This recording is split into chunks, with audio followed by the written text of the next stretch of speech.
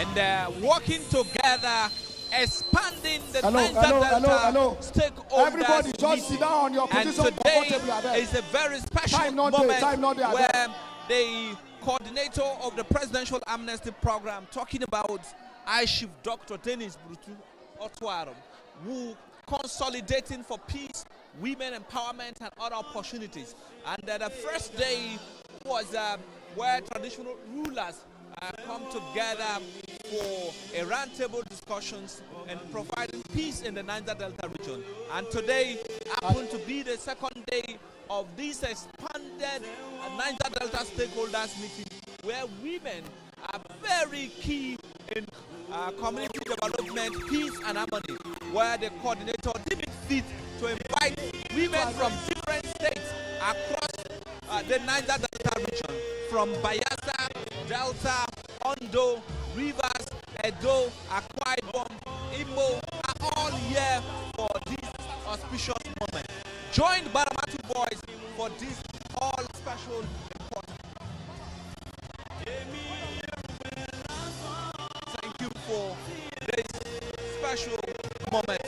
Thank you for joining Baramatu boys as we're giving you updates from the venue where the meeting will soon kickstart.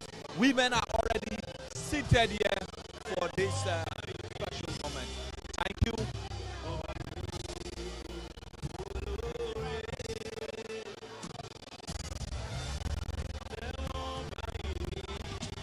Everybody sit down, sit down, sit down.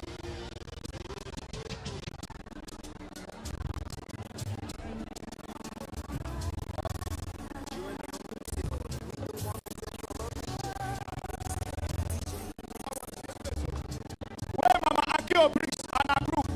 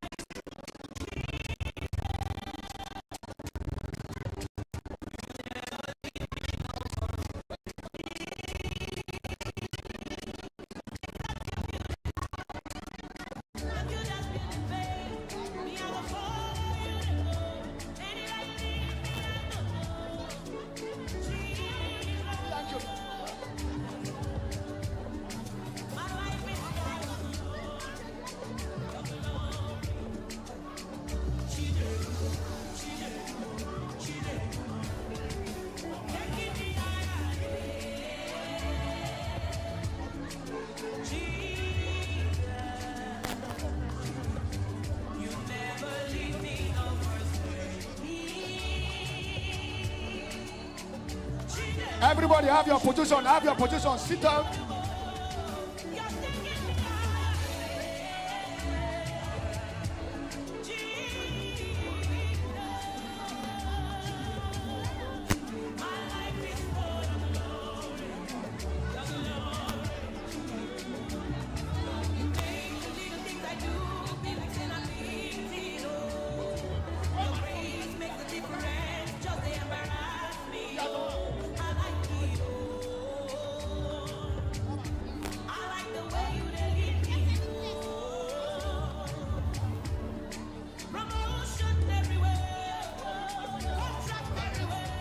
Where Abalare group, Abalare.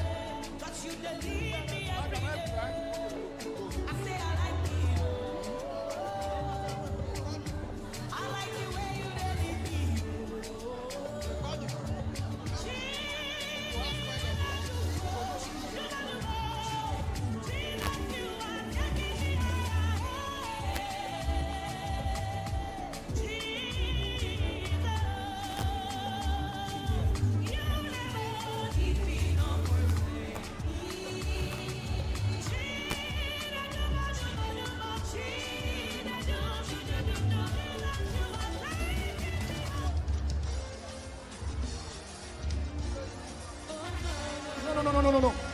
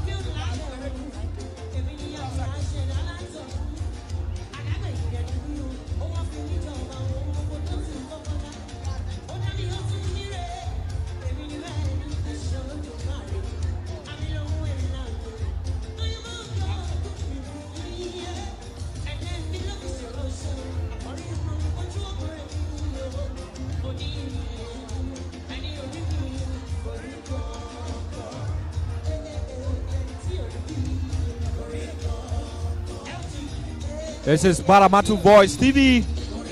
Today, another special moment where the office of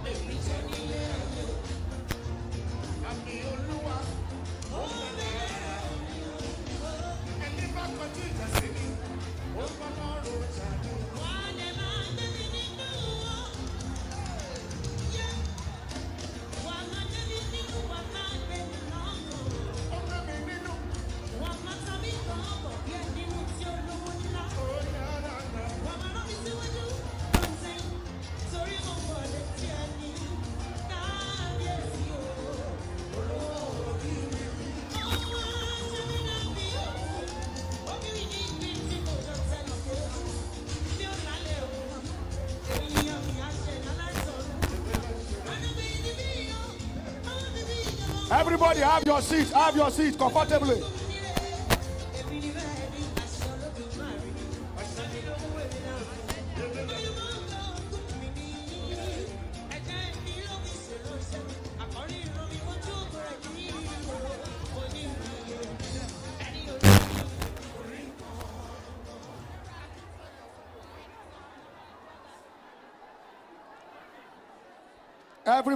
Everybody, one house.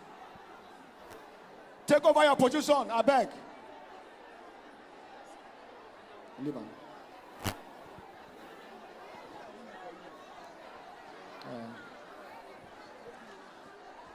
Everybody, this all day important. Ijon people day here, Urobo day here, Ishakiri day, Isoko day, and your man people day here. Equal people serve day here. Who we are people serve day here.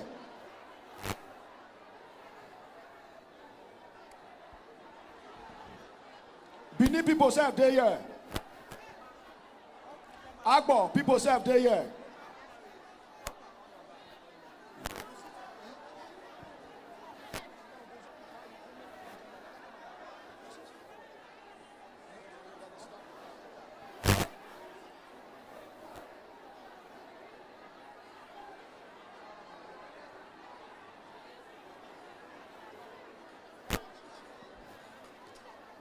One house.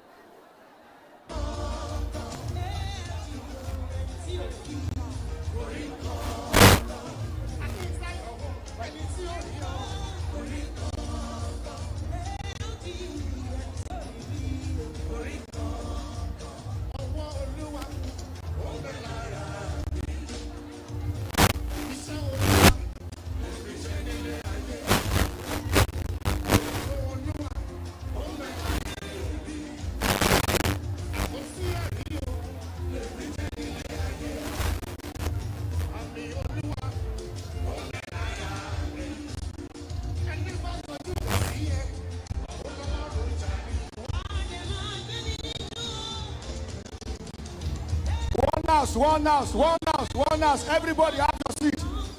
If she are not there, you go manage her like that because not everybody who is there now we invite, but we cannot allow some people to stay outside.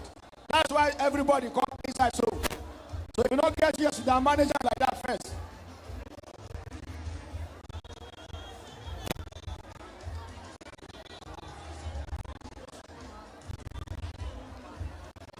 Anybody that's standing in the middle that you don't have seat, go backside.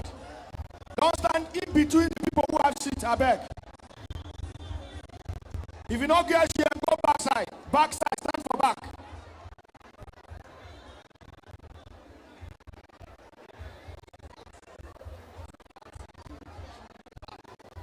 Those without seat, move to backward, backside, I beg.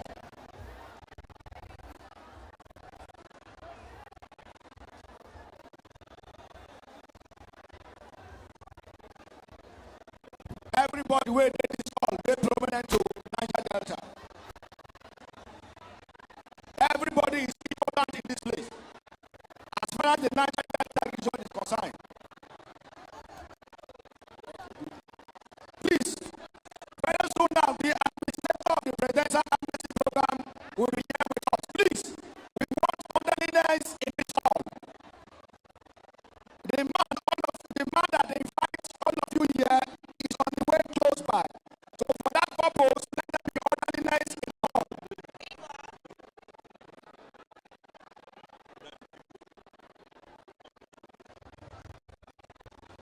We are great people as Niger Delta, and we must work together to achieve peace and security in Niger Delta. And we must work together as ethnic nationality to sustain the peace in Niger Delta. And that is why the administration is very important that all of you should be invited as others that you want to talk to the people.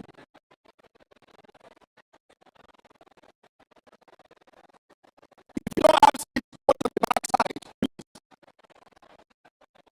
Nobody should stand in between the people who have seats. If you don't have seats, you can stand in the corner of the back.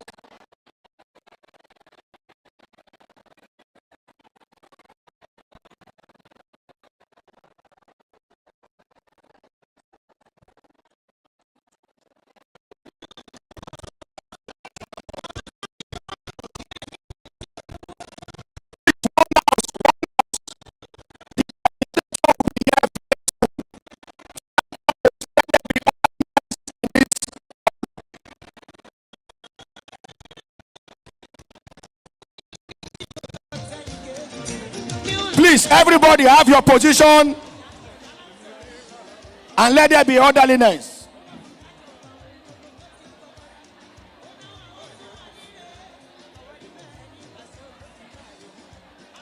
Let there be orderliness in the hall. As far as Niger Delta is concerned, these are our mothers, and these are the face of the Niger Delta. We must work together. That is why you are seeing here. That you faces you are seeing here. The Urobo is here. The Shekiri is here. The Ijo people is here. The Isoko is here. Anyoma people is here. Ogoni people is here. Ikwere people is here. Bini people is here. That will tell you that Niger Delta must work together.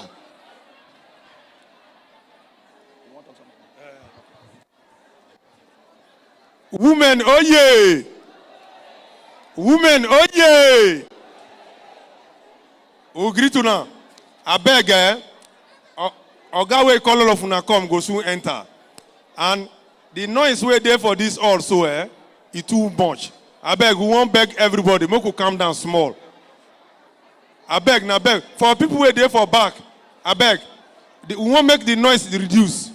Una there, we won't make the noise reduce. So when the Oga come, you gonna say, "Oh, no be our mothers." No be so. No be our mothers. I beg, we don't make the noise reduce. Now beg, we dey beg now. Hello, please, can we have some level of silence, please? We no want here be like say we dey for inside market. I beg. Now beg, we dey beg. Make we try and manage quietness. If you never see somewhere sit down, you no go verse. Just find somewhere stand up, but not they make noise, I beg. So that when we talk, we go feed the ear our chef. Una dey here.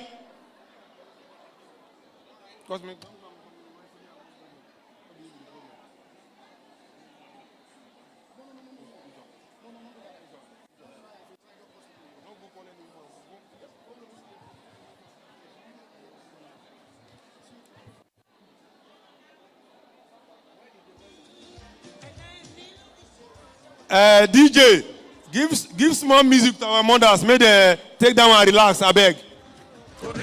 DJ, no play English music. Oh. Play music where our mother go enjoy, I beg. Give them native music. You there? DJ, give them native music.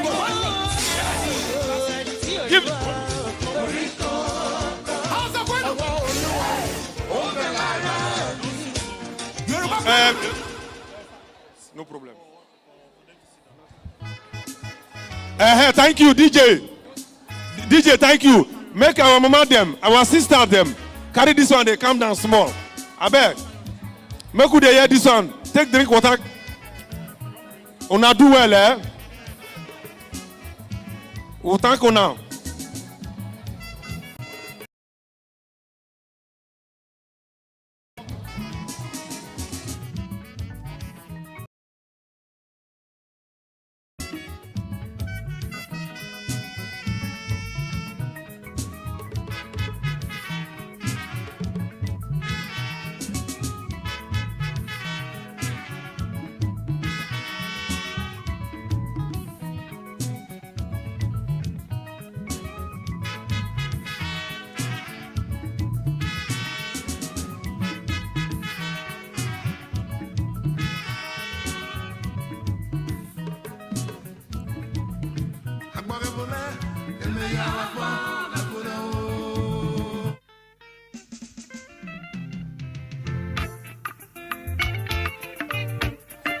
Hello, I beg the people who know us see sit down.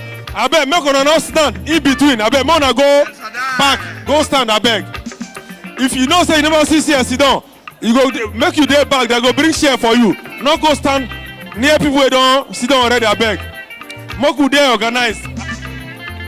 Hello, people who there that place. So, make una go back. Make una go back. I beg. Mokuna go back. Hello, I beg. Tikba, tell them to go to the back. On the way, people stand. I beg. Mona go to the back. That they bring here. Go to the back. Don't stand between the people here, please. DJ, thank you. DJ, you are doing well. Thank you. I beg the people are there for the right hand side too. Mokuna go back. We don't want anybody standing between, I beg.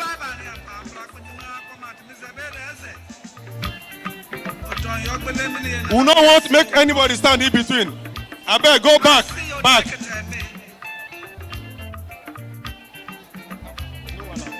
My God, you help me now. My prayer every day. Make una go back the other side.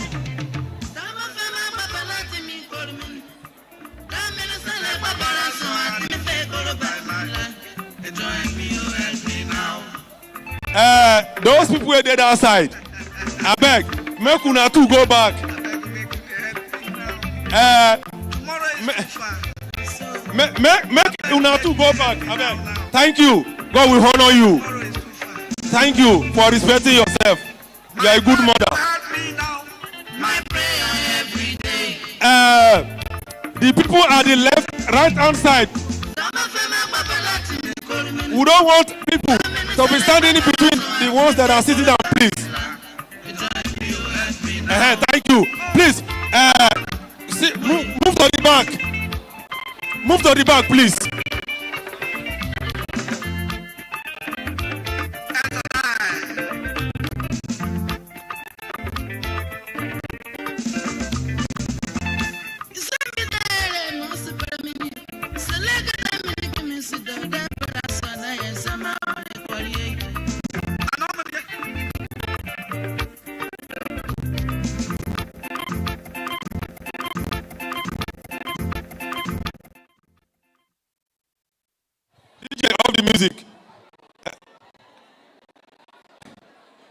Lara, Wonyi, woman general, Verod Tagoe, aka the traditional mama. Akebo Kwaseko wana nyamona na mofie yorama. Ano do like the poet was the poet. Was the poet do? Obama miaka obabuka.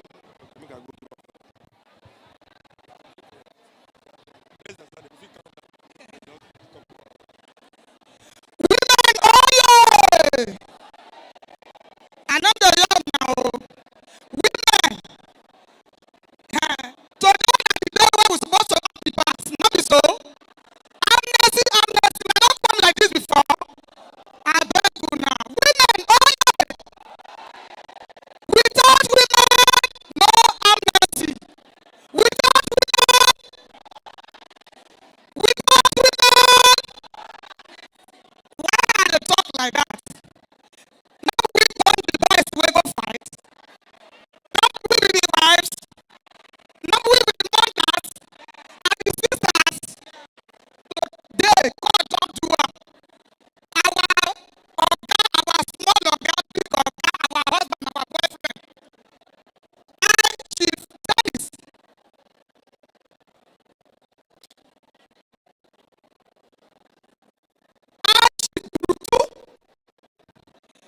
no, I don't know what I do. I want to be the next who brings them. Una know what I confess. That is not the man that will tell them. I want to make it draw your attention to where they are listening. She what the name?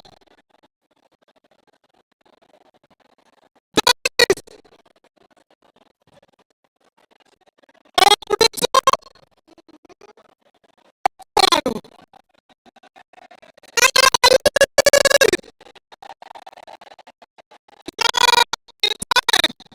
He said these women will let them happy. I let them say, oh, we don't come fight. We don't come let that be there. But the opportunity that God give me, now they take the walk.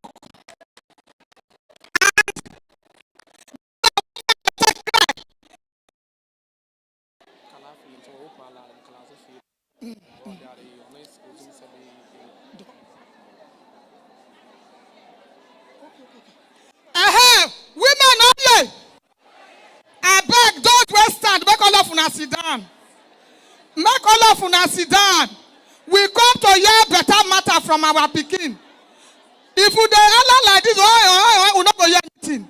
I beg, when they say make you enter, they not do bad. Make everybody cooperate. Our pikin go soon come. And as he come, person where God don't give honor, we go give him honor. As he enter, all of us go stand up, welcome him. No big man here. Now he call you, now he make you come. If you be big man, if I do your house. Not be so. As he come, go, all of us go get up. Give him boza. Because now he our title. Boza. So, our guy don't do around. Women, madam, wanted. I beg, make everybody sit down now.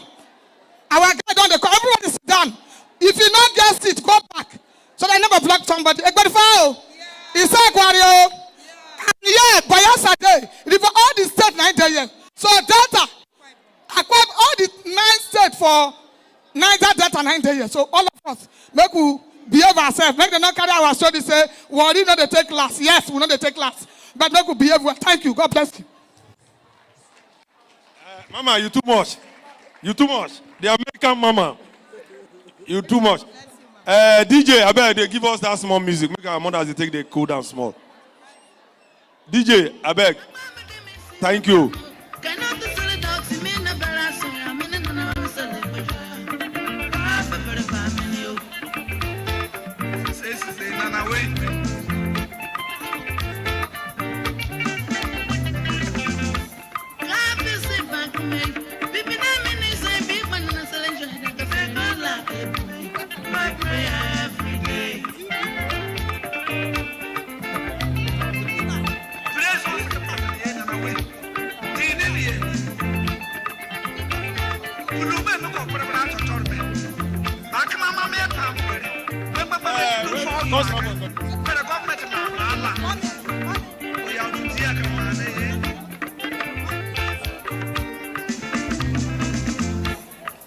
Lord every day, my prayer every day. Some of them are let me go to me. That means I never pass on to me. For the very long, and join me, you happy now.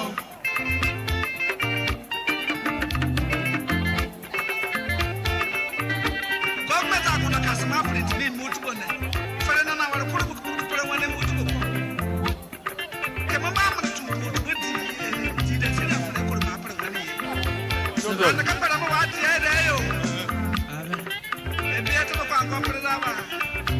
hello, please, media. As a media.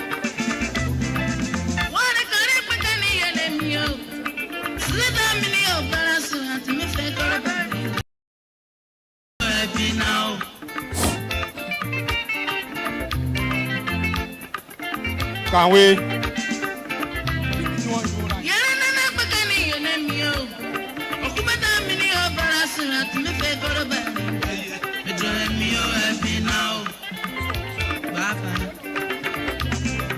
For the past 2 years now, if you mean something, I want to go saga for an hour. Stop one hour in bed.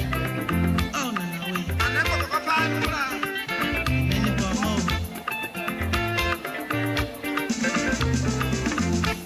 My God, you help me now. My prayer every day. Some of them are to me for a minute. That minutes I live about so I can say for a burning life. Join me, you're happy now.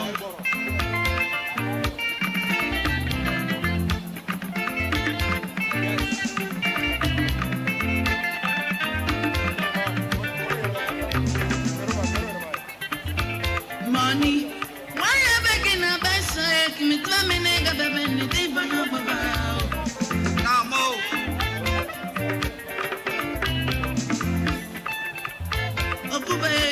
Why have I not given a ballet? 2 minutes of the benefit for no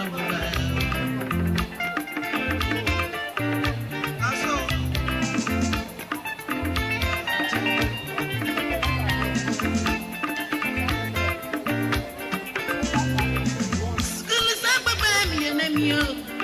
Solidam in your balance at me for a barrier. Join me, you're happy now.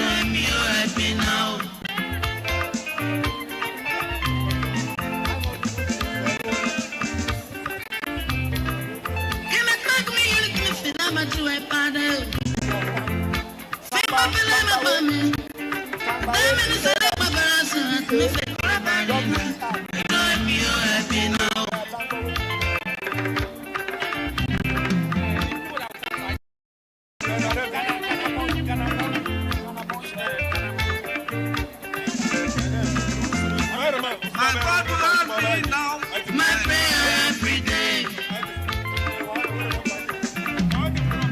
Dama fe me baba la ti mi for me. Dama ni sale baba ti me fe for bari la. Tell me you're happy now. Oh, sale. Isa ma celebrate mo ti be passi. Sale for me ya da sile. You're from Warm. And if you want to be kind of get for good, but send it to me.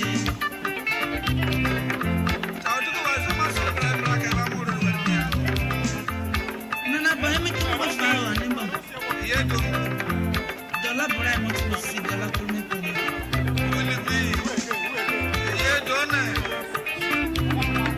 Oh, My God, you have me now. my prayer every day. Dama fe me baba la ti mi kolmen. Dama ni sale baba la so at me fe kolbani la. Tell me you're happy now.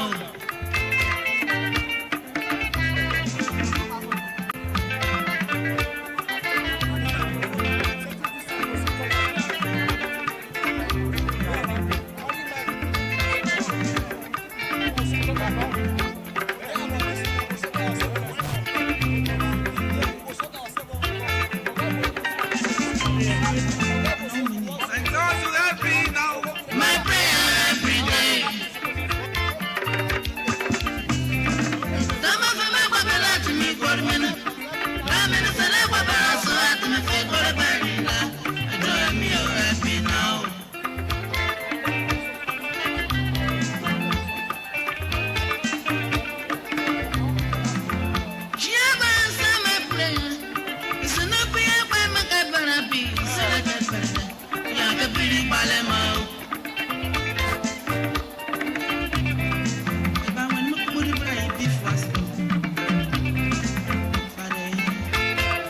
And I'm like, my God, you have me now. My prayer every day. Dama fe me baba la ti mi kolmen. Dama ni sale baba la so at me fe kolbani la. Tell me you're happy now. Ingila bi batim dam sale. Wari abeginesa. Let me calm the hall. Let me calm the hall. Oh, a busy mood to them. Hello, DJ. DJ, please break it down. Hello. Hello. Hello. I beg you, make we lessen the noise because we won't start this program today. So, please, can we stop all the discussions? Can we stop all the discussions?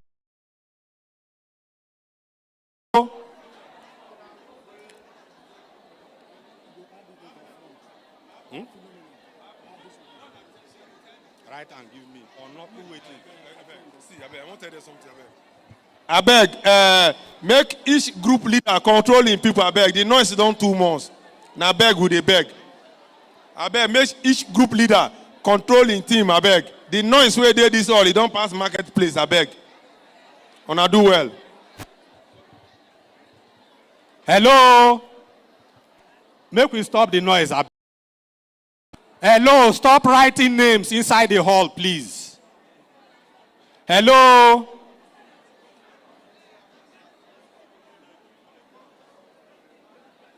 The administrator is about to step in.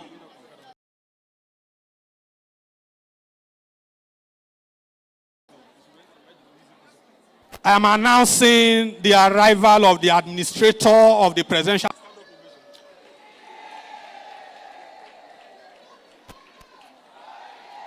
In his usual and humble manner, he is exchanging pleasantries and having handshakes.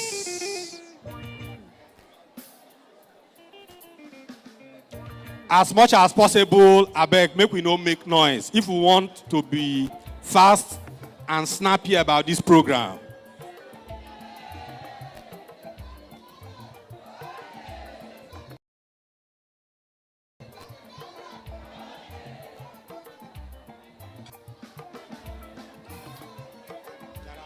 Black market is up.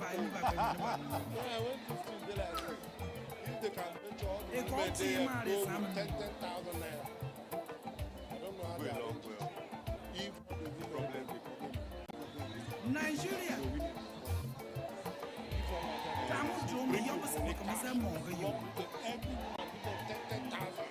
See, we will play politics. Mr. President. These women and I will enter this town and make finish. You know that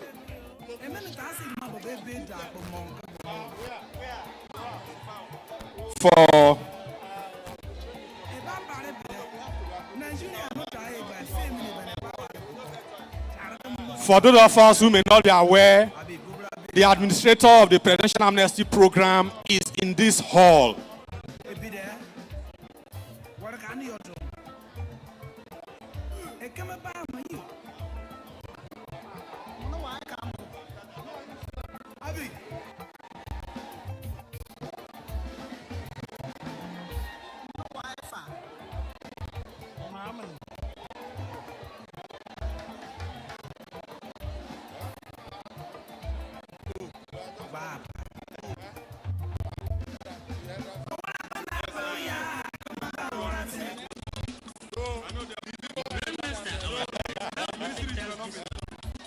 your ministry is developing. And you have the chief. Not be that too.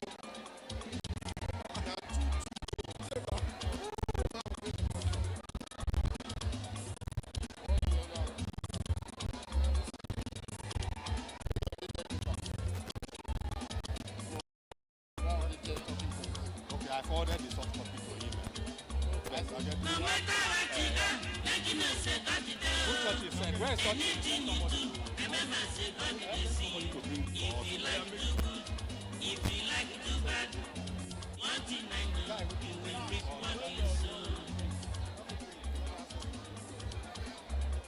No, my copy is here. Don't worry.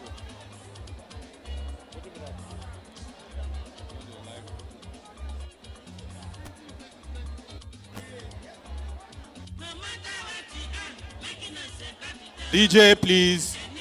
Hello. I beg, make we stop the talk. Women, oh yeah. Women, oh yeah.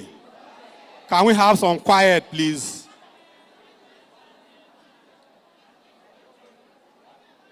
This is the very first time that the women of the Niger Delta will be gathered by an administrator of the Presidential Amnesty Program. I want to believe. So, you can make the day very good and even better for yourselves if you comport yourselves and don't make noise. Even as we speak, some persons are still busy having conversations and discussions.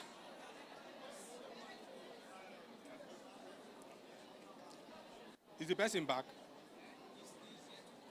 Yet to come.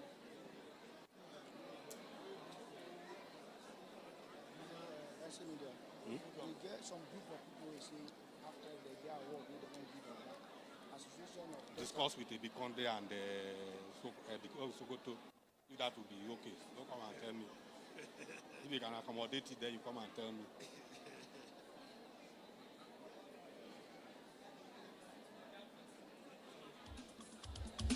The Grandmaster, our parents, how we go take dance this one now? This is the Grandmaster style. Anyhow you do it now. Focus on. Focus on.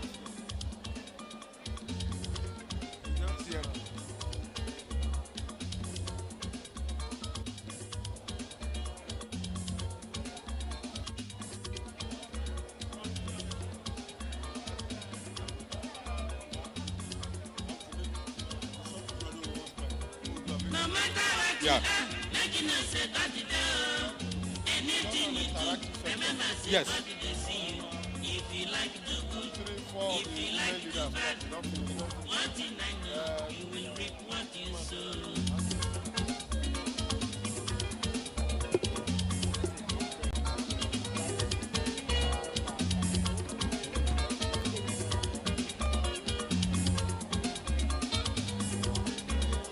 No matter what you are, making us say God is there. Anything you do, remember say God they see you. If you like to do good, if you like to do bad, one thing I know, you will reap what you sow. Some people don't forget, say God they for heaven, they see us for ground.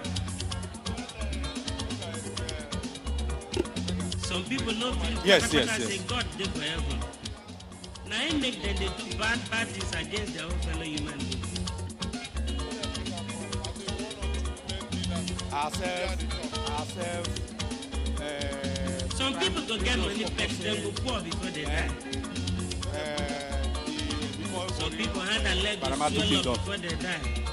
My brother, man, I tell you, alarm don't blow.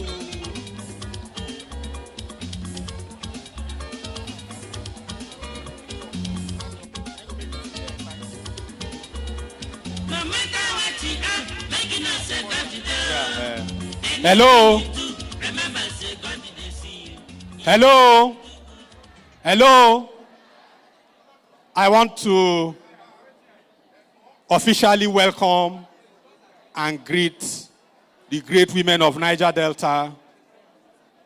Great women of Niger Delta. Great women of Niger Delta. Women, oh yeah. Honestly, today is your day.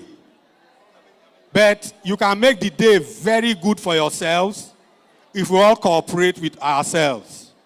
Hello? And that is to say that as much as possible, make we need to do side talk so that we don't go distract each other.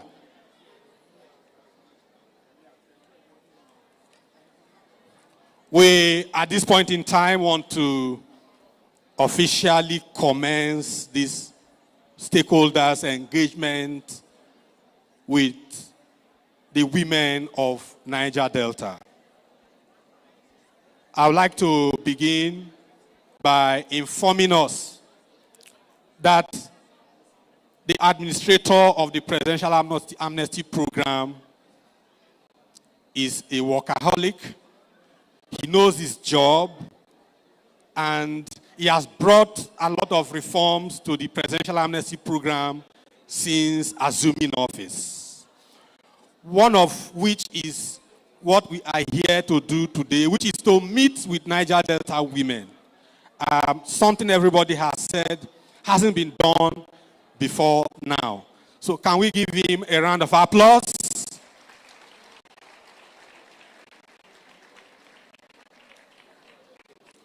We'd like to invite some of our women to give support to the administrator.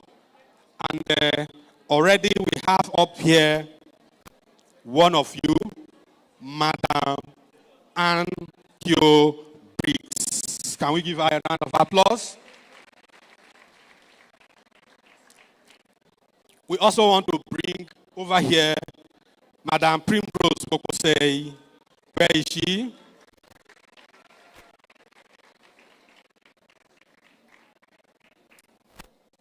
We also like to bring over here Princess Mrs. Rosemary Naiba of the Joy Women Connect. This one, Pondi. It's Ghana Pondi.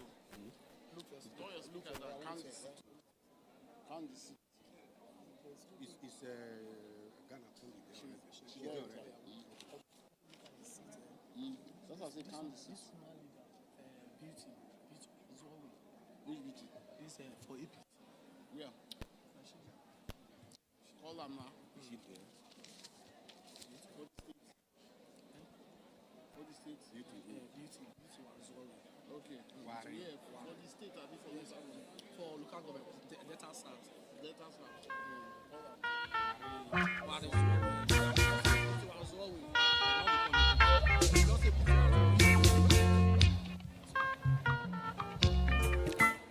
Hello. We also would like to bring to the head table, just a moment, please.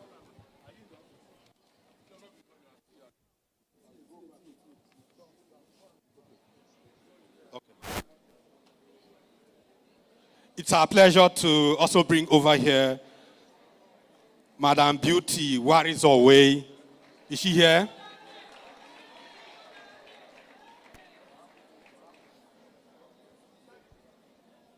It's our pleasure to also bring over here Madam Ibiba Dom Pedro. Let's encourage them with a round of applause.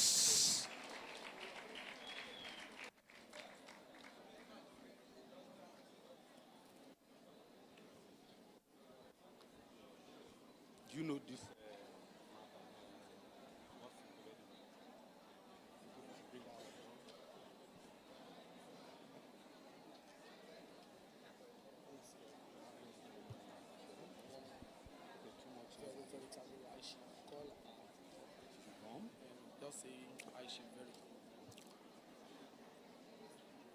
High Chief Vero Tangowe should also step up over here.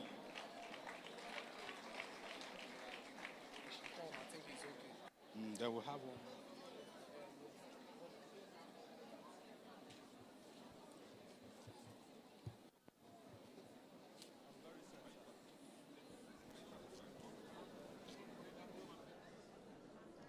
Welcome to Baramatu Voice TV. You're watching this Baramatu Voice TV for another special day today here at KFT Event Center, where the coordinator of the Presidential Amnesty Program, talking about I Chief Dr. Dennis Otuaro. I'd like to inform us that what we are doing here today expanded Niger is in Delta stakeholders fulfillment meeting, where or an the attempt first by day the talked administrator about, to fulfill his promise traditional rulers, and today that he made Niger in Port Harcourt, Delta women gathered that here for he would gather the opportunities women being of created Niger from Delta. the Presidential Amnesty And Program, today, where the coordinator he will be is talking to fulfilling the women that of the Niger promise. Delta And I region think he as, deserves again women another engagement round of is applause panacea for to this peace unique and approach development, as to the women implementation from of the Niger different Delta communities of the and PAP different states initiative. are all gathered at KFT Event Center today, where across from why talking about people from Bayelsa State,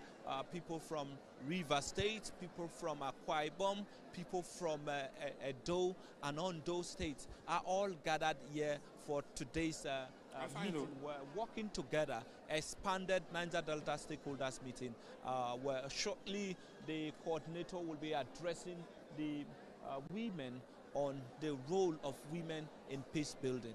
Thank you for watching Baramatu Voice at this remarkable moment where the meeting is about to officially start. Women already seated here, and high table is already constituted. And greatly, we will be talking to people on the essence why this meeting is important to the Niger Delta people. And we'll be bringing in different persons to tell us actually the essence of this meeting. Why is it important where women are all here to have a chat? We also have just with us the Presidential Amnesty Program, Chief Mrs. Vero Smooth. Let's give her a round of applause. No, talking about this meeting, it all started the first day, the traditional rulers, where traditional rulers across Niger Delta communities and kingdoms and states, where the coordinator spoke with them and have a meeting on the role of traditional rulers. And today is another special day where women all gathered here for today's meeting. And yes, it is all important. The role of women is very key. Let's go to where and have a chat with some women. Hello. Hello. Women, oh yeah. You are fully represented. And I would like to announce the bringing up to the head table Triple Chief Vero Tangowe. At this point in time, we would like to crave your indulgence. I will all rise for the national anthem. The national anthem. The national anthem, DJ. the national anthem. The Nigerian national anthem. Mr. Albert Congo raises the flag of the new nation.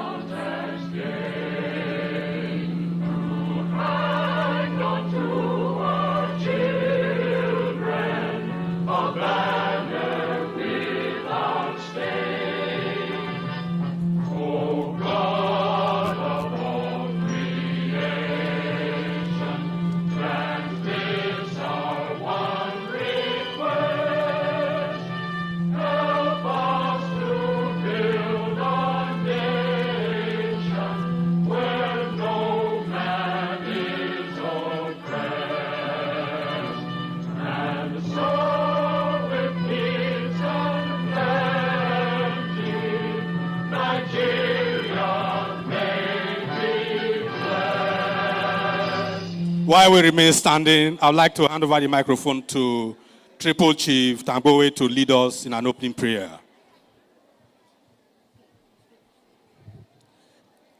Praise the Lord! Our Lord is good.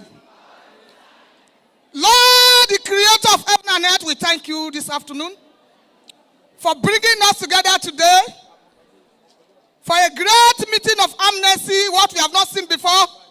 Lord Jesus, this is your will. It's not by mistake you bring us together today. Let your will be done in our lives. And promote your son that have gathered us here today in Jesus' mighty name, I have prayed. Can we clap for her, please? The administrator of the Presidential Amnesty Program, gender sensitive and gender friendly administrator, our eminent madams and mothers on the head table, let me take this opportunity to recognize some of the officials of the Presidential Amnesty Program that are here with the administrator on this occasion of this important meeting with the women folk of Niger Delta. We have the technical assistant to the administrator, Mr. Edgar Daniel. Let's give him a round of applause. Barrister Francis Kolokolo, SA Legal. We also have Dr. Charles Ariye, who is the head of education. There's also Mr. Lambert Daunumia, head vocational training. We also have Mr. Yayu Mien Precious, head post-training empowerment unit. We also have Mr. Adams Mabo Ogumugo, who has been working closely with you women. He's the head peace building and stakeholders management. We also have Mrs. Tarela Njokama, who is the head of foreign desk. Shall we appreciate them for being very supportive to the administrator? Thank you so much. We move on very fast at this point in time as I invite over here the head of peace building and stakeholders management, Mabo, to kindly welcome you all to this very important meeting. Mabo. Thank you, sir. Good morning, ladies and gentlemen. The special advisor and the administrator presidential amnesty program, the chief and highly respected dignitary present here. My name is Adam Ogomogomambo, the head of peace building and conflict resolution and stakeholders management, office of the administrator presidential amnesty program.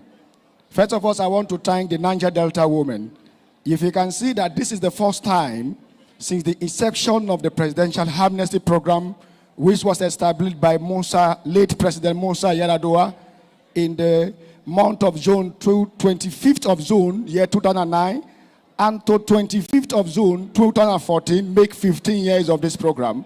And you can see that this is the first time the man with vision, the man who really understands the pain and also understand the suffering of the Niger Delta people, that they said this program cannot exist without recognizing the effort of women.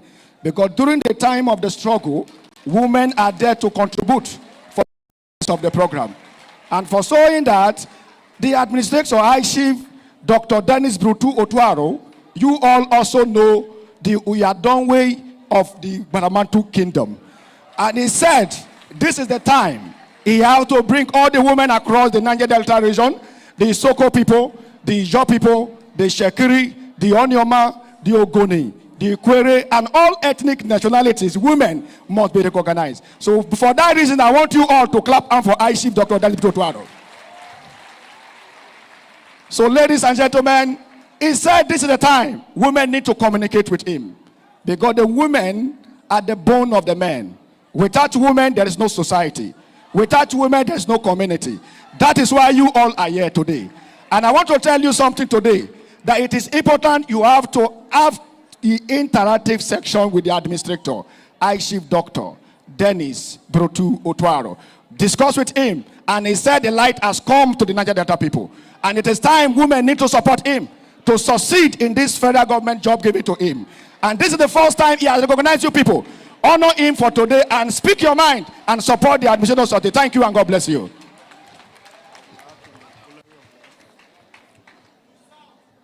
Now, so I go take appreciate on our stakeholder leader.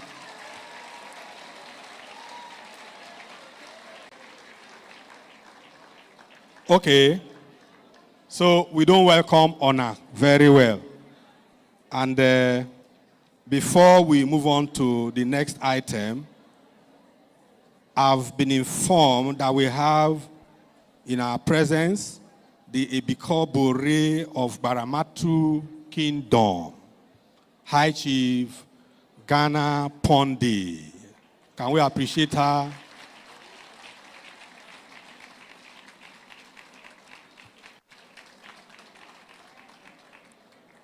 Thank you so much.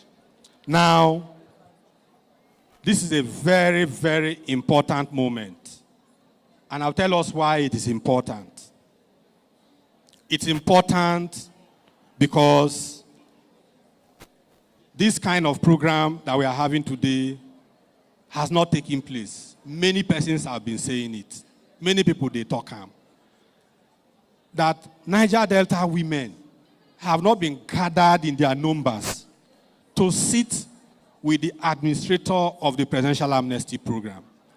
I recall that in July, when the administrator attended an NDDC event in Port Harcourt, one of the things he said in his remarks was that he was going to engage the women of the Niger Delta, because you are also very important in the Niger Delta.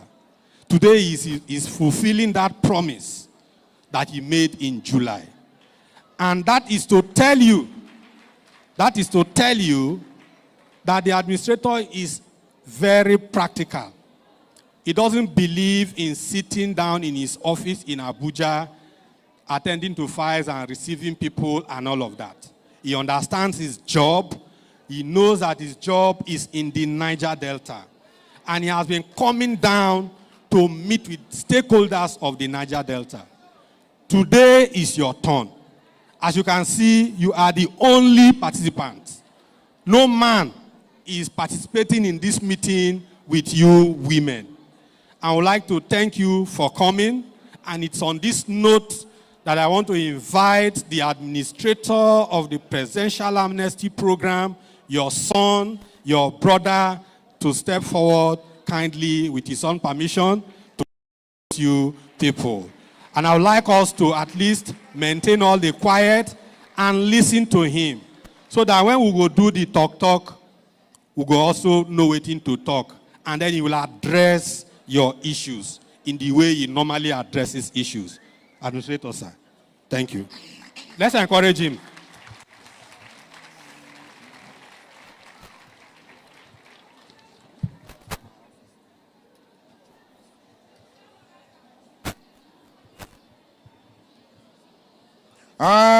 He's on. He's on. He's all coming me. Area mi emene. Isoko wado. Urobo wado. Ikore wado. Then my mothers from Akwa Ibom, you are welcome. Ishakiri Adedemokia.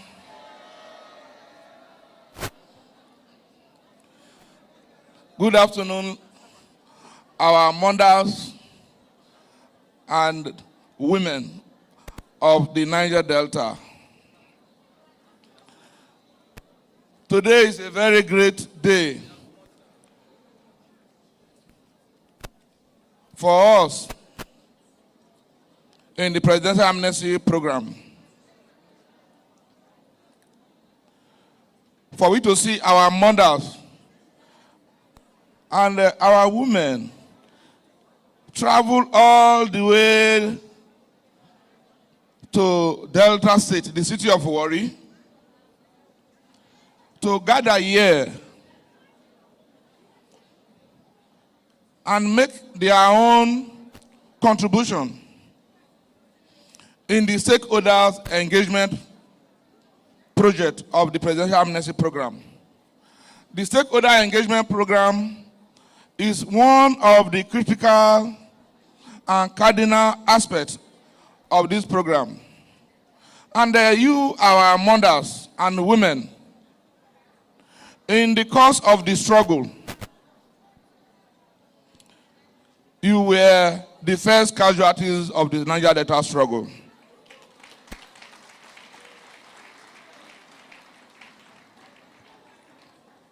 From our markets, even fishing trips, the river, the communities, you were the backbone of the struggle. And you continue to be.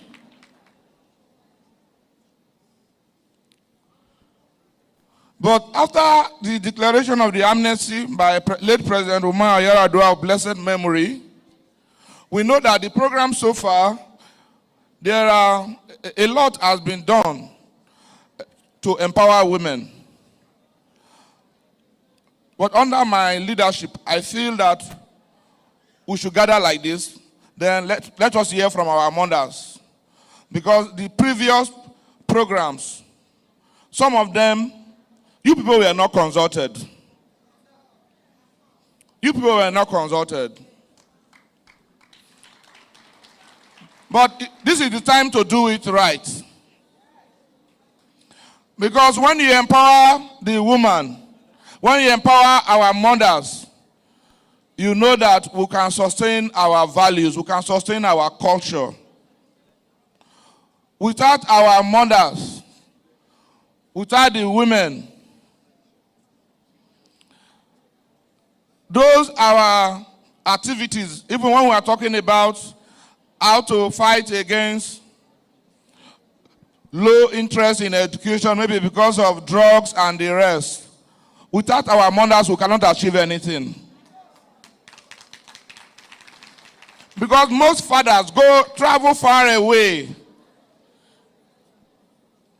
to look for something to sustain the family. But women, no matter wherever they are, they can check on the house more than the man.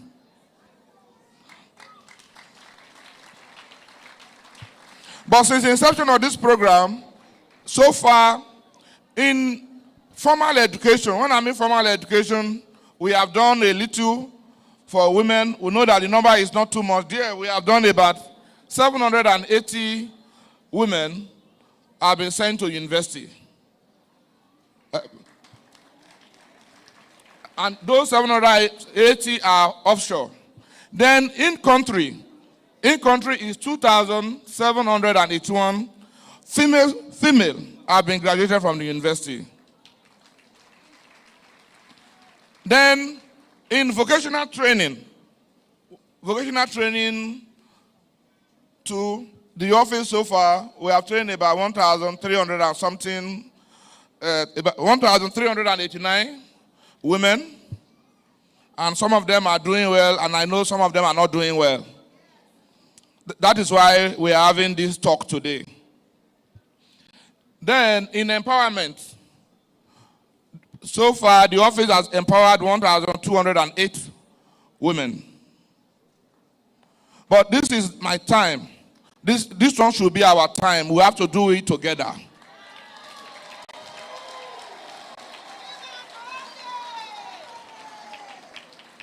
Because that is what Mr. President wants. When we are talking about peace in the Niger Delta, it's our mothers and the women that are sustaining the peace. You are always the people that bring peace. You are always there. You are the people that sustain the peace. And when there is even insecurity, you are the first victims. When there is no peace, you are the first victims. You hardly see even the father struggle to, when there is crisis, it's women that even escape with children. You are the people that escape with children. So this time, I said, let me invite specifically the women leadership. I know everybody, all of you are our mothers and our leaders. I said, let us come, bring. Let me appreciate you. And on behalf of Mr. President, that even the economic challenges, because of the ongoing reforms, is you women and our mothers, you are suffering it more. And we know that by the grace of God, these are temporary challenges. How can we talk and think of how to engage our mothers to see that they can still take care of the house, they can still manage the house, they can manage the family? And how can our children go to school? How can our children go to school? We already have programs that will make sure when we have more funding, we even send people to our riverine communities and give them lectures for JAMB, so that when we are doing our university program, it should not be only those that are in the city that will have opportunity to write very well in JAMB.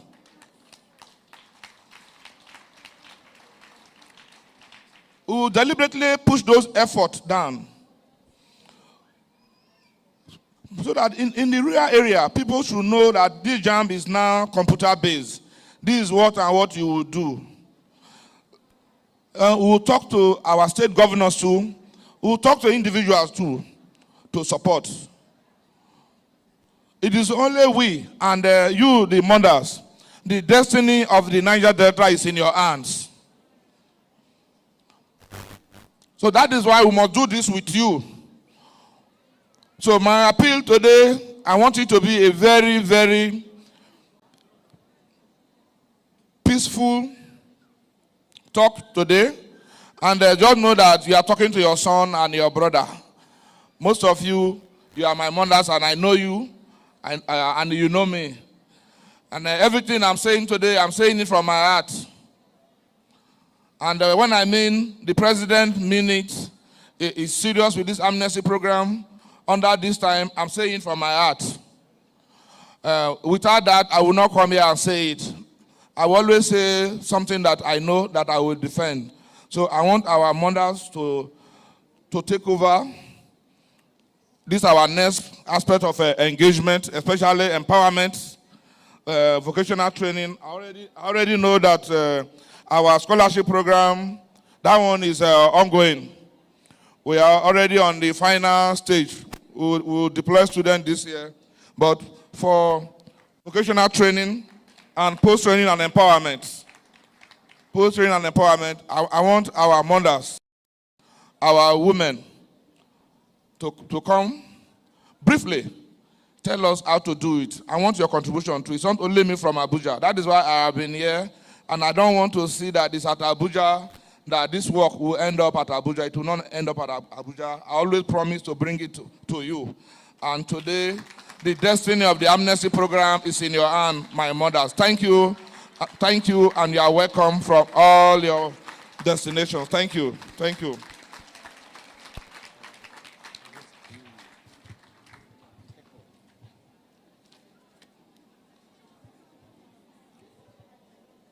I think we can give the administrator a resounding applause.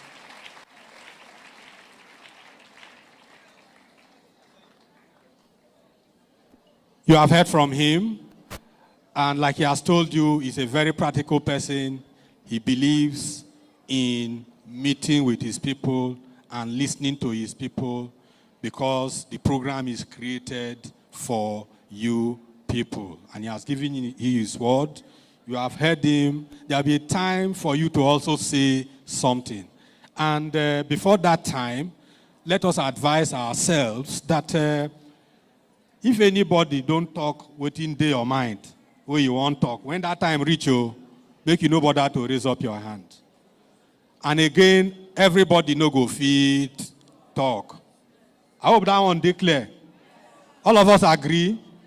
Thank you very much for your understanding. And so let's appreciate the administrator once more.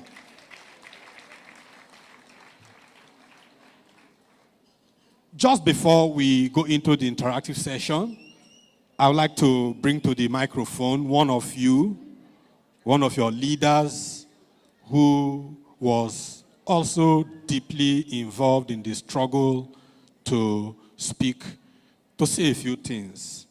Let me invite Madam Ankyo Briggs.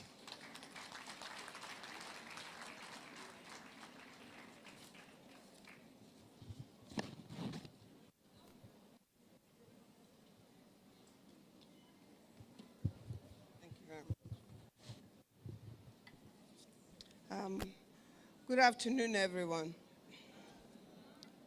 I'm very pleased to be amongst my sisters, my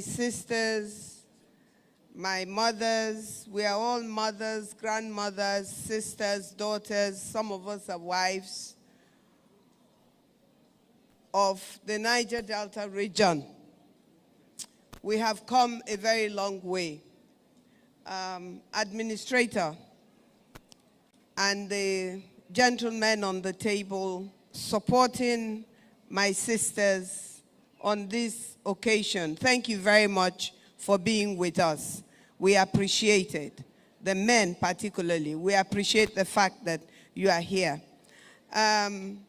The administrator, I want to particularly express, I hope, the collective feeling of all the women that are seated here today. The collective feeling that personally, and a few of the ladies, some on the high table, some on the higher table, that are seated where the majority of the women are, that if you look back, and I recognize Kirsten's mother as well, and I do so because some of us have been indeed right from the beginning of this issue. Is it the time that Camp 5 existed? Is it the time that Baramatu was bombed?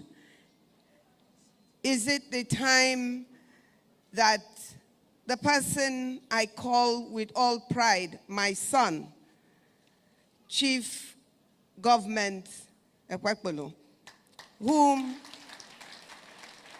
when we met, finally met, we said to each other, I didn't know that this is how you looked. We both said that to each other because we're both small in figure, in stature, skinny.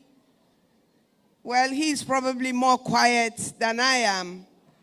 but we were surprised at the personality of each other. We have come a very long way. Amnesty is something that, whether it is liked or not, people, our sons, played a major role. But without we, the mothers, as the administrator, my son, has also said, that without the mothers, it would have been very difficult for them to achieve what they had achieved. Without their wives, without their sisters, without their daughters, no matter how small. I remember when my son, TP, his daughter was very, very small when I first met her. And he hardly was seeing her at that time. Those are the type of sacrifices that they have made, and mothers, the mothers, their wives have also made. So we have come a very long way. I must thank you, because at the time that eventually amnesty was accepted, before amnesty was accepted, there were people that said that these are criminals, these are pirates, these are this, these are that. And I stood up with all humility. I like ownership. I stood up and I said, no, they are not criminals. They are my sons. They are fighting for something. Today, I'm 72 years old. So today is not my birthday. I mean, as I stand before you, I am 72. So I'm not a small girl, but I'm not old either.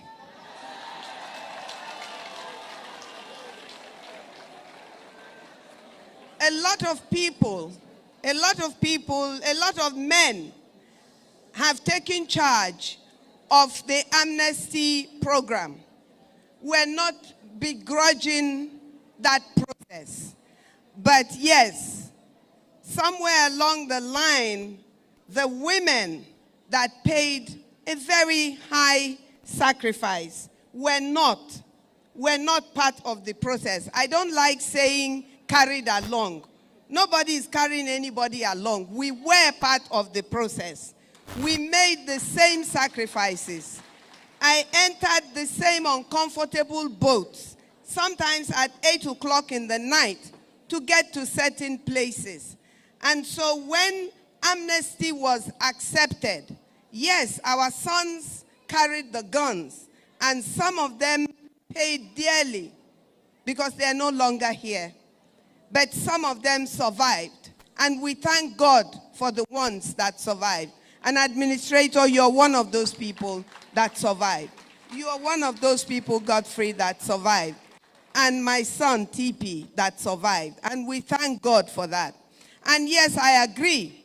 And I am happy that moving forward, women are now recognized as part of this process that made sure that the output of oil was no longer 700,000 barrels, because some of us made sure that our sons, our brothers, accepted to lay down their arms, not because they were afraid, but because we appealed to them to lay down their arms, because we thought that we had been heard. But somewhere along the line, I personally still doubt the fact that the Niger Delta people have actually been heard. We have not been heard. They are still joking with the Niger Delta region. They are still playing with the Niger Delta region. We still are the people that are supplying and giving unwillingly, as far as I'm concerned. But we are still providing what Nigeria needs to survive. And I believe that they are yet, when I say they, I mean Nigeria is still to recognize the capacity of Niger Delta women. Because if they recognize the capacity and that perhaps our capacity as mothers, as wives, as sisters, as daughters is even greater than the capacity of the men, I think they will take us more seriously.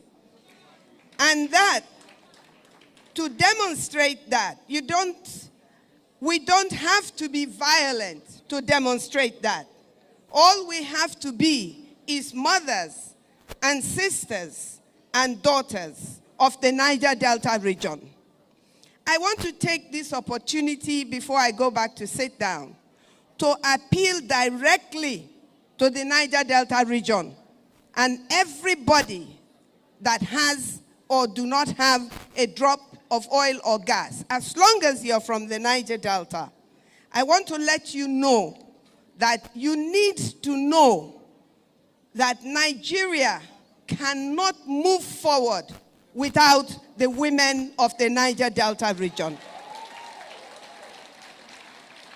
That the peace, if it is peace, that is enjoyed in Nigeria today, that the government is enjoying in Nigeria today, is because we, the women, we, the mothers, have said that this is the time that there should be this level of peace. The administrator has told us what he's doing for women, what he's going to do for women. I want him to believe and know that we will hold him to what he has promised us today, and that he will be able to tell the government in the future that his mothers, his grandmothers, his sisters, his wives believed him and listened to him. And that is why today or tomorrow they will have the peace that will come with the unity of the women of the Niger Delta. Finally, please, men, the ones that are not here, please tell your brothers that the first thing they must be able to do and bring to the table is give respect to women. We must be respected. Women must be respected. There is too much disrespect from the men folk to their women folk. Respect us. Thank you very much.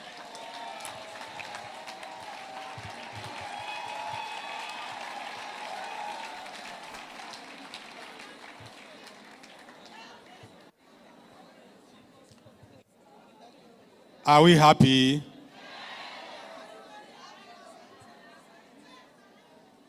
Women, are you happy? There's some people who they smile for that side though.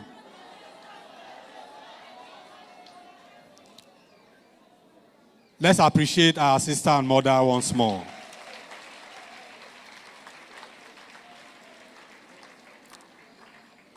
Did she speak your mind? Okay. Thank you very much. We won't call another madam, Triple Chief Mama, to also come here and say a few things. Vero Tambowe. Where is she?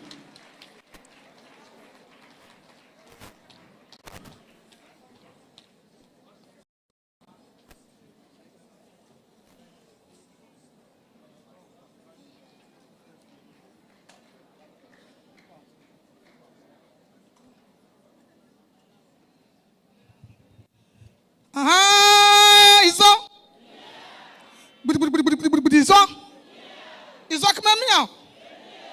Anaba yi. Urobo wado. Isoko wado. Kwale nuwa. Bayaso do. Riverside nuwa. Unato. I don't talk here before. I said this will not be by mistake. God gathered us today. Now the day where God don't make, say that today they go recognize women. That is why we are here.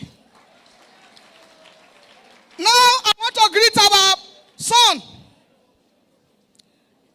Chief Dennis Brutu Otuaro. I for your life in Jesus' name. How many amnesty people don't come or go? We never see this counting before. We never see them before. All the bullet were passed for our here.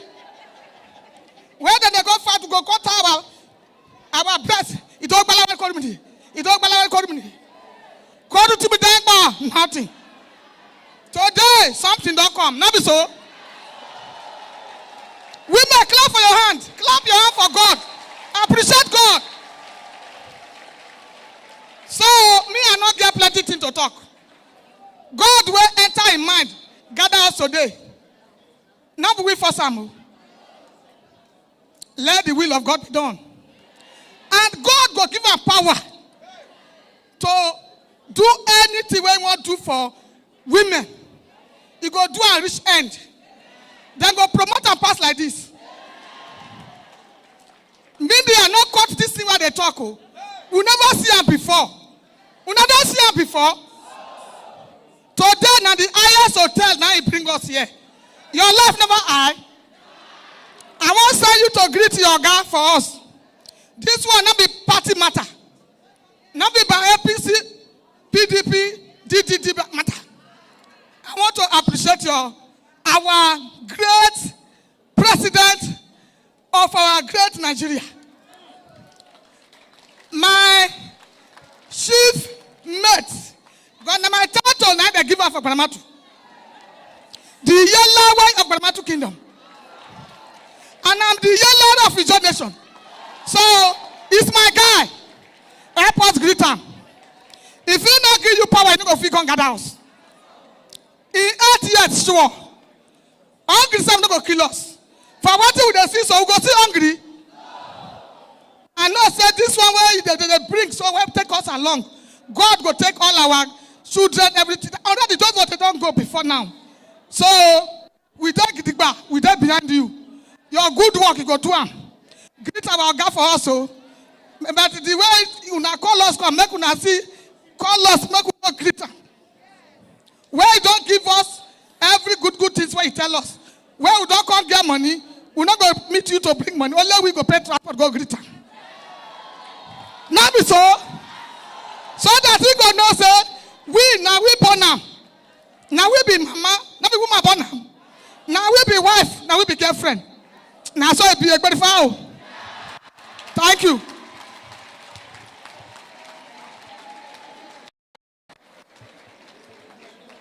Now that's more clap. Or now one clap for her, so.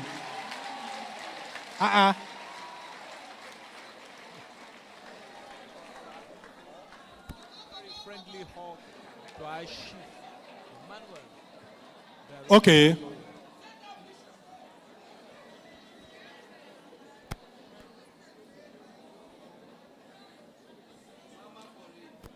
Women, oh yeah. Today is your day. And like we've been agree before, all of us go cooperate. We no go make noise. We go clap when we're supposed to clap. And, we go talk when we're supposed to talk. The office of the now Presidential Amnesty want to go into the working interactive together, session. Expanded Niger Delta stakeholders like meeting. we agreed And, before now. So far, today being the second day if the of microphone the gets session, to you Niger Delta women and you say what's in your mind, make another person no repeat what you already talk. Hello? And when we they talk, women empowerment, panacea for peace, building, and economic growth in the Niger Delta region. It's remarkably where stakeholders gathered, women seated on operators their of the public address table. system. Can we have the second microphone, please, for this exercise? And I would like to inform us that the administrator of the Presidential Amnesty Program will be the chairman of the interactive session. Hello? Because you are going to converse with him. Hello? You converse with him. Make anybody no drag microphone or go direct. Thank you very much. The administrator of the Presidential Amnesty Program we want to go into the interactive session. Yes, I've mentioned that. And I'll hand over the microphone to you because you are the chairman of the interactive session. You are directing, sir. Let's encourage him once again. Thank you so much.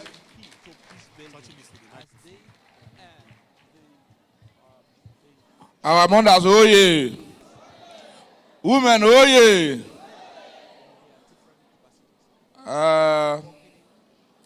I will say thank you and appreciate you once more before I hand over to you. I think I will do it very briefly. So far, so good. Our mother has spoken. Then our mother again and my chief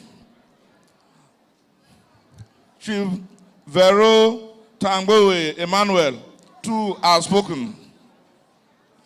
But we'll see in your little contribution, and we are going to respect it, because what I'm trying to do here is how even little, how we can support ourselves, we can support our mothers. Thank you.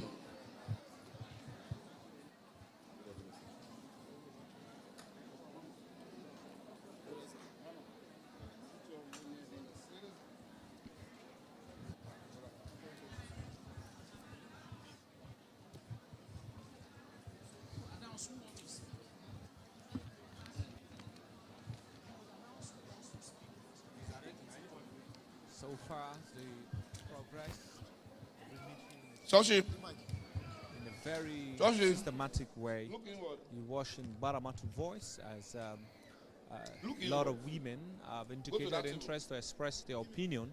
That is the stage we are. Is all inclusiveness of women in governance and empowerment program. So at this moment, this is the administrator, Dr. Dennis Brutu Otuaro, Koidesa, to our mother, Mommy Ankyo Briggs, my mother, my leader, Ibatema. Sir, we want to say thank you for, I am Tombra Kasikoro Kiloprite, coordinator Asawana Heroines. Sir, we want to say thank you first for giving us the opportunity to come together again to discuss issues that affect women in the Niger Delta. This, I would say, is first of its kind, because we have never had this for a very long time, and it is a rare privilege to speak our mind. We are the people to tell our stories ourselves. So, to make. The first is, when a woman is economically empowered, she has a voice.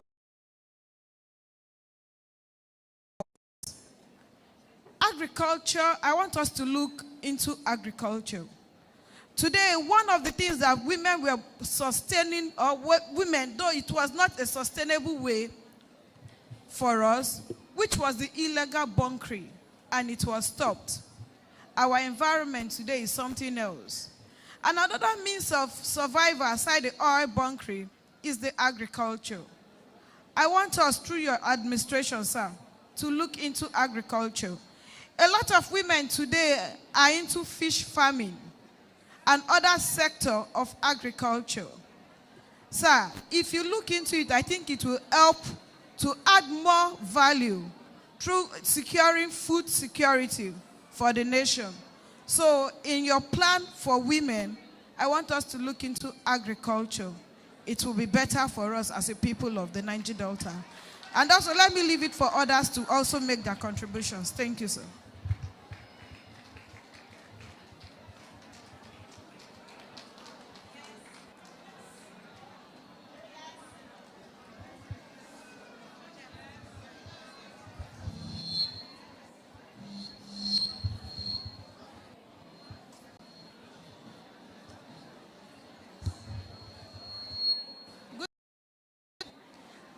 Isa. Isakiri mekia o. Dr. Beauty Agbibo. Isoko, I greet you now. Isoko Waido. The thing is, I'm from a Bema kingdom, I say. So, like, place God give to us. It's a God-given land to our Niger Delta people. And I find out that in Nigeria, we produce oil. During our production, we've been able to, I think every Nigeria is standing and every country has been able to stand in well. Now, what I want to say again is, okay, like what I want to say here is, like we the Niger Delta people, especially the jaw houses, most of us, we are passing through a lot of things in the jaw houses. Like, where we defecate, per se, I'm sorry. That is where most of us will get water to drink. Chairman, sir, please, I want you to look into that. And the other way around of it is, we women from Niger Delta that are from the riverine, we are from far places, we don't have good facilities for delivery, no hospital. Like most cases, when women are in labor, when they want to come to get to town before the delivery, a lot of women, and a lot of things happen to us. So, sir, I want you to look into that as well, too.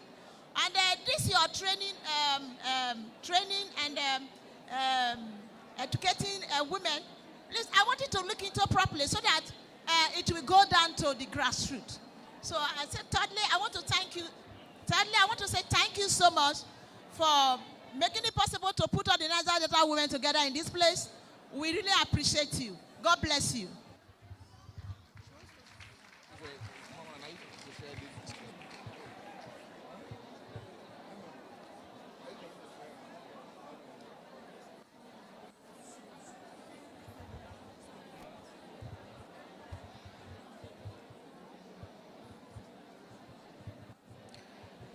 Good afternoon, our own brother, Dr. Dennis Otuaro. May I stand on existing protocol so I can go straight to my point? My name is Dr. Lolo Fubara Sachs Hilsham. I come from far Bonny, so you know that I've traveled 7 seas to get to this place. I want to speak on the issues I feel we should be interacting with our brother on. A lot of issues have happened in the Niger Delta. I greet the women of the Niger Delta. And different zones, they have different issues. And as such, should be addressed like that. We are peculiar people, but we're women. But you will agree with me that different zones with different issues. I want to say that one of the things I think we can do for each of these zones is if we can revamp the craft centers in partnership with the state to bring about vocational life skills. Because you will agree with me that it's not all our women who are educated. Some of them are very good with their hands. And we have learned from our mothers to be good with our hands.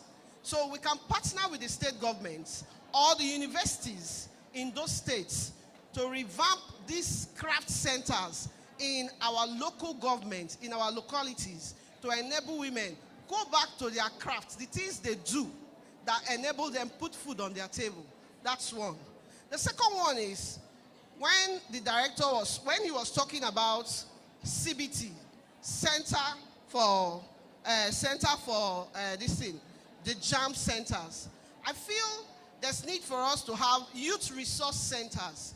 In those youth resource centers, they can equip computer training rooms where CBTs will be downloaded in those computers to help these young ones who want to go back to school to do well.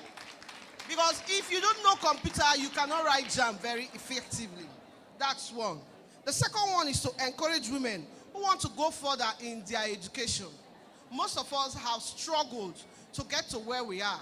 Some of us want to go further. You see, the women are ready to read. If those of them who are ready to do the postgraduate programs, please, they should be encouraged. They should be given those scholarships inside and outside the country. The next one is grants. Please allow me, I'm a woman, this is our day. The next one is grants. grants should be provided to women. Why I say grants is because if you say loan, it will be difficult for women to repay back. When they get grants, they will be able to utilize it. And then if the women want to go a step further, you can partner with BOI and set a particular amount and say, this is for women in the Niger Delta, so that those bottlenecks that makes women not to get funds from banks, from organizations, can be reduced, so they can access funds to run their businesses. Then another one is, women before and after giving birth go through a lot of health challenge. There are lots of women in this hall. I tell you, if you carry a medical outreach, some of them need surgery. They will not tell you. We're tying our wrappers, covering a lot. We give back to children. We need those treatments. So women go through a lot. Some of them, they have gotten to the point where these surgeries are needed very, very emergency, that they need to undergo these surgeries. Please, sir, if you can do that for us, I tell you, women will be very grateful. Then I want to say, the last one I want to say is the reintegration of our children. Please, that is very key. If our children are not reintegrated properly back into the society, we will begin to have issues of conflicts. We'll begin to have issues of cultism. And that is one of the things that is ravaging the Niger Delta. We must look into the issue of reintegration, proper reintegration, counseling, and ensure that they fit in to the society. Thank you very much.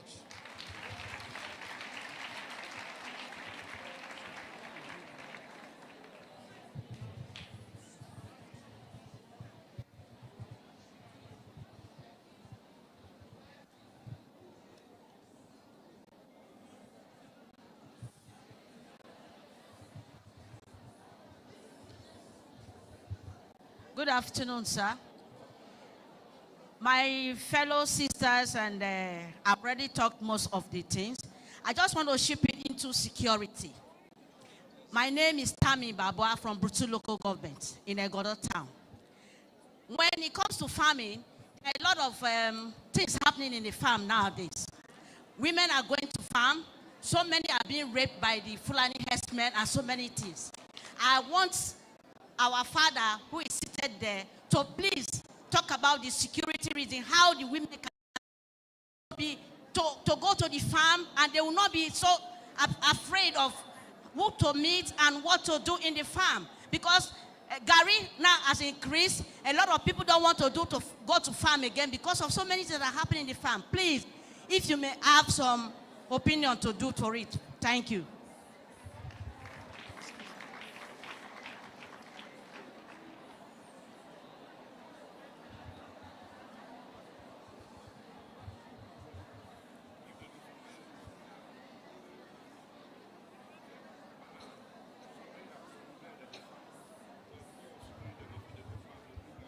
Good afternoon, ladies and gentlemen.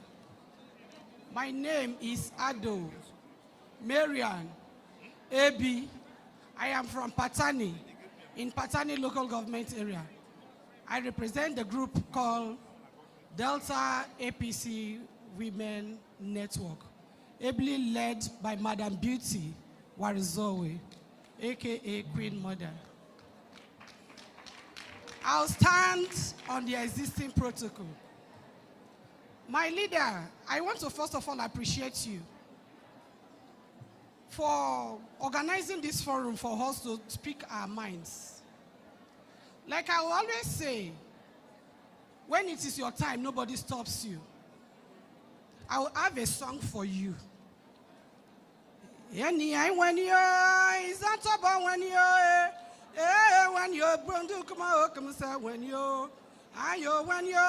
asanda yefa munabua. So I dedicate this song to you, that you should go, you will come back, bullet will not touch you. That is my prayer for you. Then what I have to say here is, most of our children, is a question, a kind of, most of our boys that were being tortured, they came back. Some of them are roaming in the streets.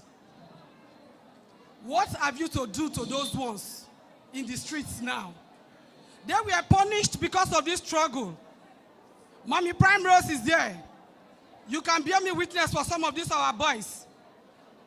They went into underground cell. When they came back, some of them are looking at them as if they are lunatics. While they were struggling for this same struggle. But today they are in the streets. What plans do you have for those ones? That is one. Two, I want to talk about the women. Like where I came from, Patani, where I came from, your TA is aware. He's from his own place too. He's from there too. There is no water. There is no light.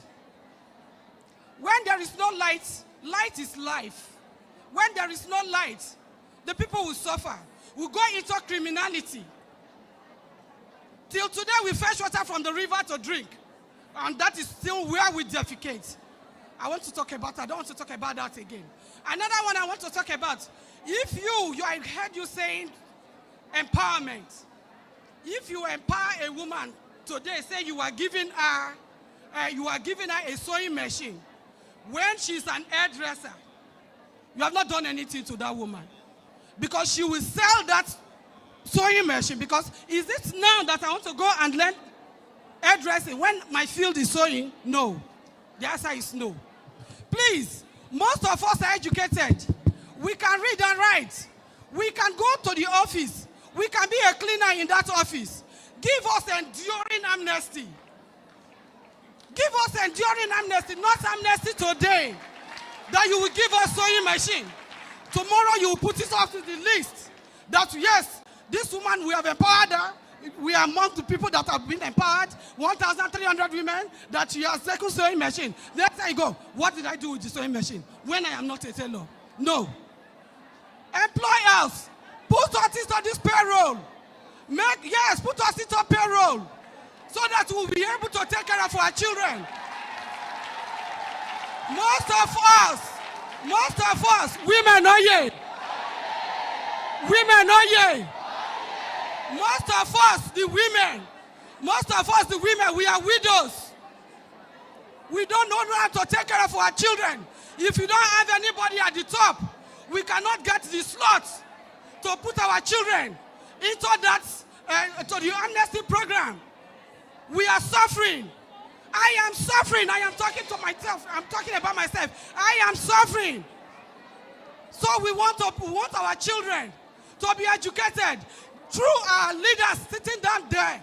Give us empowerment, even if it's one slot, so that our children, the ones that have the mind to go to school, they can go. And most of our women, empower us. If I cannot go to school again, my child will go. Then give me the money. Let me trade so that I can take care of my children. Enduring one. Like by far.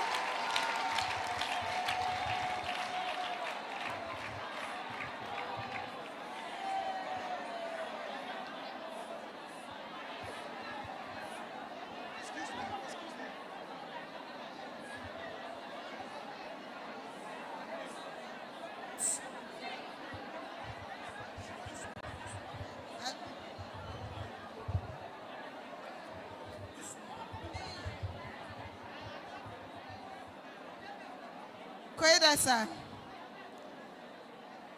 I am Comrade Ejuro Mesham Stella.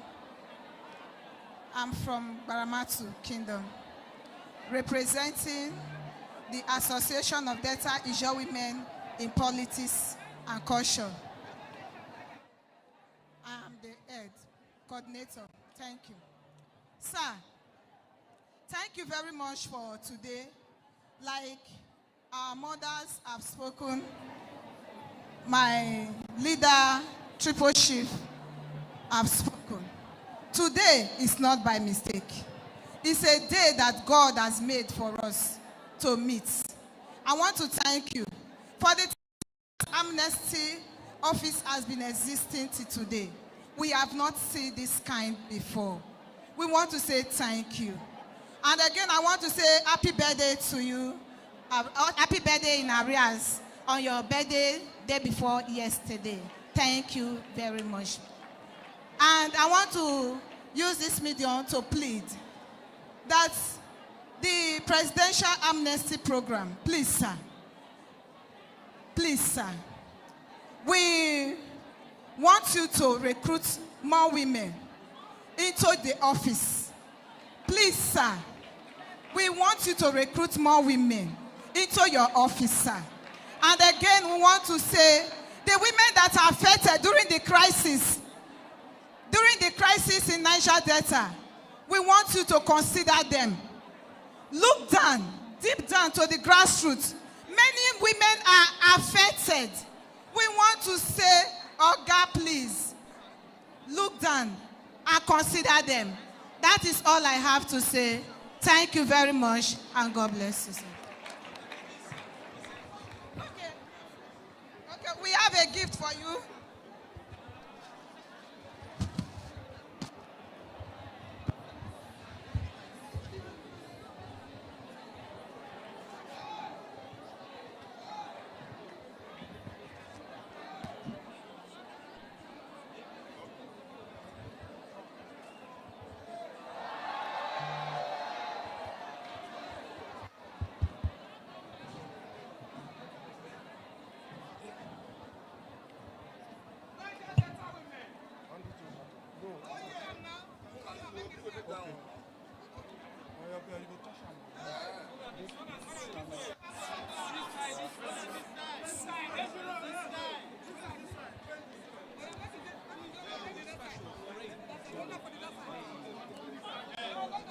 Of the Presidential Amnesty Program. A very remarkable moment.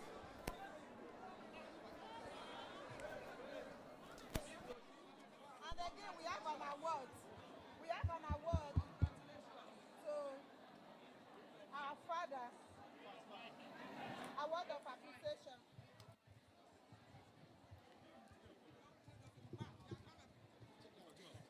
Okay. Award of appreciation. Presented to I Chief Dr. Dennis Brutu Otuaro, Administrator, Presidential Amnesty Program, in recognition of your selfless service to humanity. And we, the above named Association of Delta Niger Women, appreciate your efforts to us. Today, presented today's date, 25th September 2015. Thank you very much.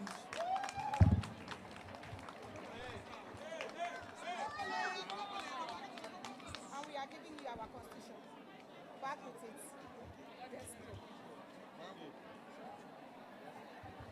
Your presents are inside. All your presents are inside. Thank you. Okay. I'm coming. I'll give you one.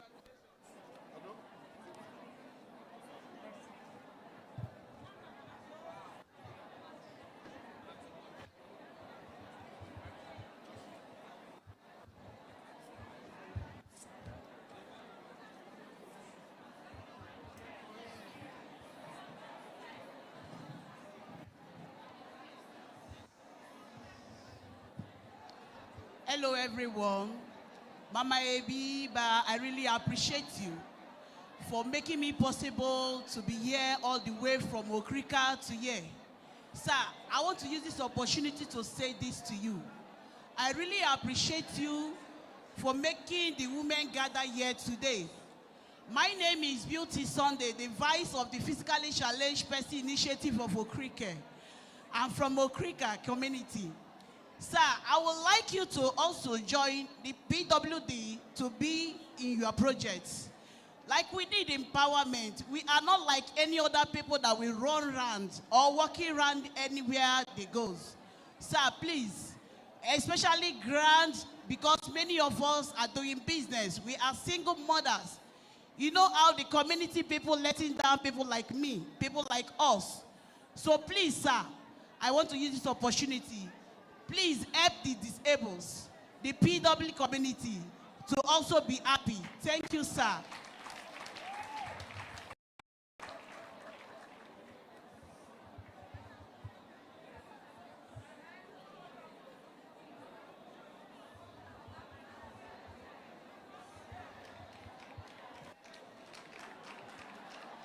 Good afternoon, everybody.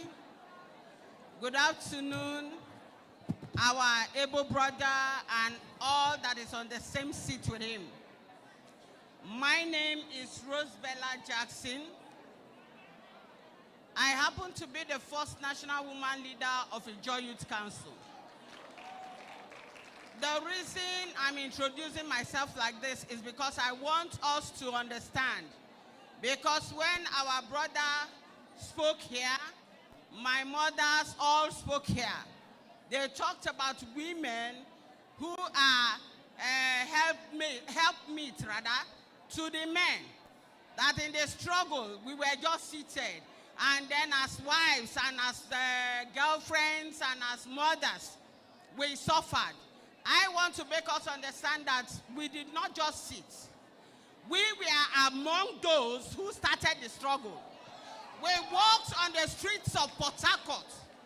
I remember Agri Road. I'm sure a lot of you remember. I know what we have done. I don't want to go into details to talk about what we did so that it will not look like we are presenting ourselves as those who have done all. But the truth is that a lot of women went through that process. Mama is talking about going to Proza. A lot of women were going to Proza. We all did what the men did. In fact, we were beaten, we were shot at. So we were arrested. I know one time we were going to Aribo, and they collected my ID card, and they arrested me in Port Harcourt, in Yanagua. That was zone 16. Then we didn't have zone 16 in Bayelsa. But they gave a signal and all that, and they arrested me. It was Alamesea who saved me. Because our boys stole guns from, what do you call it? I've forgotten the name of the distance, in Western Zone here. Saple, yes, Saple. And all that happened. But what I am saying now, I am leading another group, which is Forum of Community Leaders, Women Leaders in Niger Delta. I'm speaking for that forum right now. I want to talk about the fact that we have so many young men and women who are mad, not just roaming around, they are mentally deranged. Why? Because of the drugs that they take, everything that they are doing. I think that, I know it's not your problem, but because you are our brother, and you have come to help us. They are our sons. They are our relations. They are everything to us. We need to set up something that will help these boys and girls to come out of this situation they are in now. If you go to Bayelsa State, you see them roaming around. I don't know of Delta State here, if we have such things, or River State and the rest.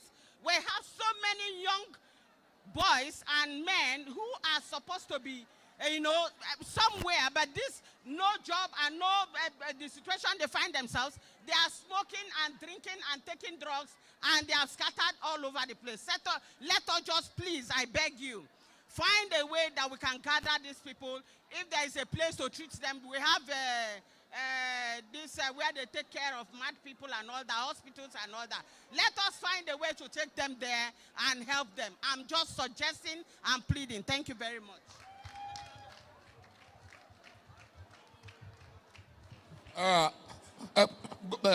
Go to on that blue, so that I want to listen. Yeah, come. Yes. Thank you very much, the administrator, Presidential Amnesty Program, and all our very reverend chiefs and mothers on the high table. For me, women have suffered in this struggle, especially the Baramatu women in this struggle. I knew women who ran, they had babies on their back while they were running in the bushes. By the time they got to safety, the babies in their backs were dead. What has brought about the GMOU today that the Baramatu Kingdom... The noise, that please. Most of Ondo, Delta, and Rivers were enjoying today, that the Chevron Nigeria is using for the Regional Development Council, was facilitated by women. The 11 days Ogborodo siege. Women have played their role. And people will tell you microcredits don't work. If we understudy places like Bangladesh, I am a livelihood consultant. If we understudy places like Bangladesh, how they have worked for their women in their vocational centers, we can begin to do things in the different local government for women to begin to export the things that we do. Spices trade is big today in Nigeria. Women are exporting spices out of Delta State. What we need to do is to do a collective thing that benefits every woman, not some women. Because every time when these programs are brought, some women are selected, and in those communities, many times the elitist women or women who can have access. But we want this access this time to be for the women at the grassroots, at the community, who need to trade to put food. Some women are the breadwinners. They are not helpmeet. Many women today are the breadwinners of their home. If they don't buy gari, the children will not eat. Many women today are paying school fees. Big school fees. So these women need to be empowered financially, first and foremost. And how do we do it? If we wire this through a proper microfinance bank that understands village savings scheme, through the cooperative society, through the women leaders who are accountable, not just any woman leader. Women leaders who are accountable, who will trickle it down. I have run women program for 17 years, and I make bold to say it works. It works. We have given women grant of only 500,000, and by the time they pay, we give 1 million. When they pay, we give 2 million. We give 3 million. Some of these groups are accessing 10 million naira now. It is the way it is done strategically and systematically. Every woman, it will get to in the different communities. We must look at understanding what has worked in different clients and make it work here. If the Amnesty Project really want to make women part of it, because women are great, that they are one of the most critical stakeholders in all of this, all of the struggle of the Niger Delta. And I salute you for thinking of women, of our mothers. Those vocational centers, they are very specific. What you produce in your region, that is what your vocational center will say. If it's spices, if it's clay pots, whatever you do in your region, in your state, in your environment, that is what is vocational, not just a random vocational center. No, very specific, systematic, and strategic. Thank you very much. Thank you. Thank you. Thank you. Okay. I'm going for the last now. Go to this. Go there. No. Go. Church, look your right. Okay, give it to her. Observing the already existing protocols, my name remains Ambassador Nigerian speaking now with Wanchuku. I want to appreciate the boss of our boss, for this epoch-making event. Thank you for deliberating, looking at the women and converging them here. Thank you so much. Mine is just a suggestion, and one of it is, you talked about the various empowerment programs that have been heard from the inception of the Amnesty program till date. But some of these programs, I make bold to say that there is no good follow-up.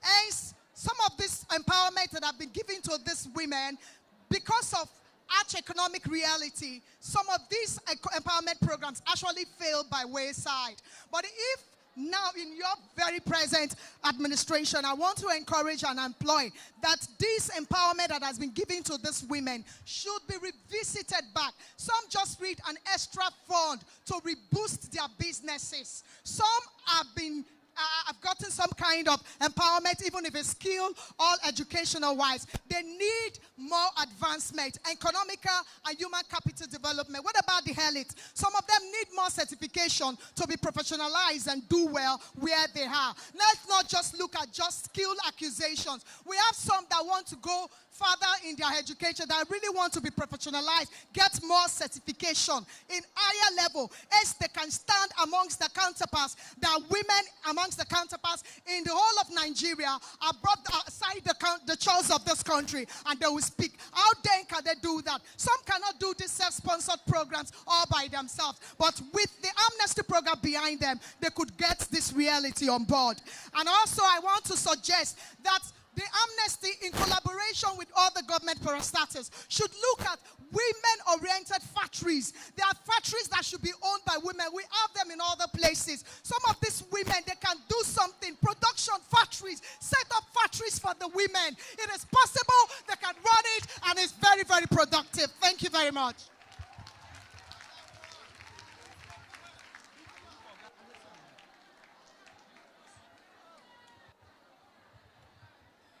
Good afternoon, gentlemen and gentlewomen. Marga, I Chief Dennis Otuaro, Koidesa. My name is Timi Peredobo from Mimbutu, former woman leader and former Bokone woman leader. When they talk about this amnesty, now we start the struggle. Like me, like 2 weeks, we not feel come outside. If you come outside, I don't shoot you. Everybody now ask in a day. 3 good days, God not there for us to eat. This program they happen, yeah, we not know what they happen. Information now we say this kind of program that they hold for you. I say, wow, this kind of program that they hold, me put to so book on it. We don't know what they happen. Make we come. Now make we come here. Invite, they not invite us. But when they talk about this struggle, Mimbutu, or Bokane, or Labrak, or Pere, our war. Now we in front of this war. I beg, sir, our leader, as you hold this program, I beg, as you see, even today we don't know that they keep us for corner. And now we be the real people. I beg, sir, if you they do this program, help us.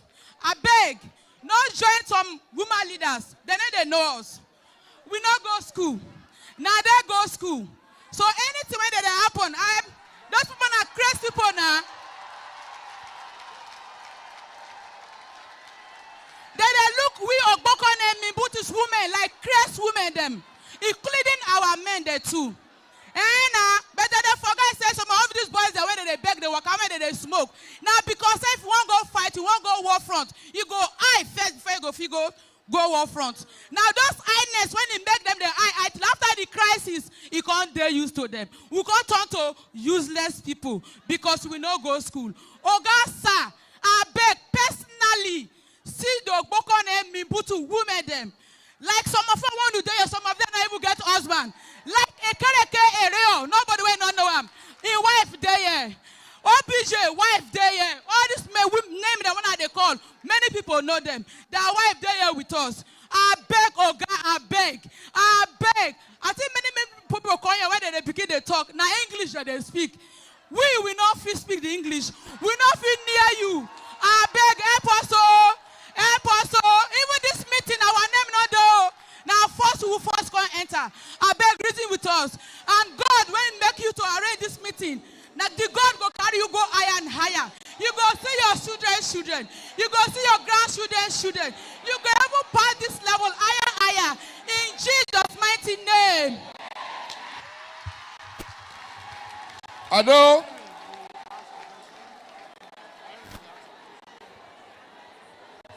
Okay. All right.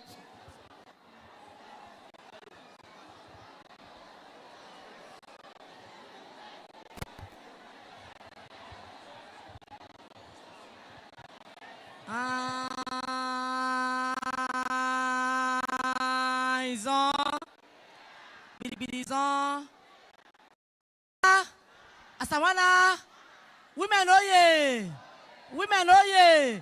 great Niger Delta women,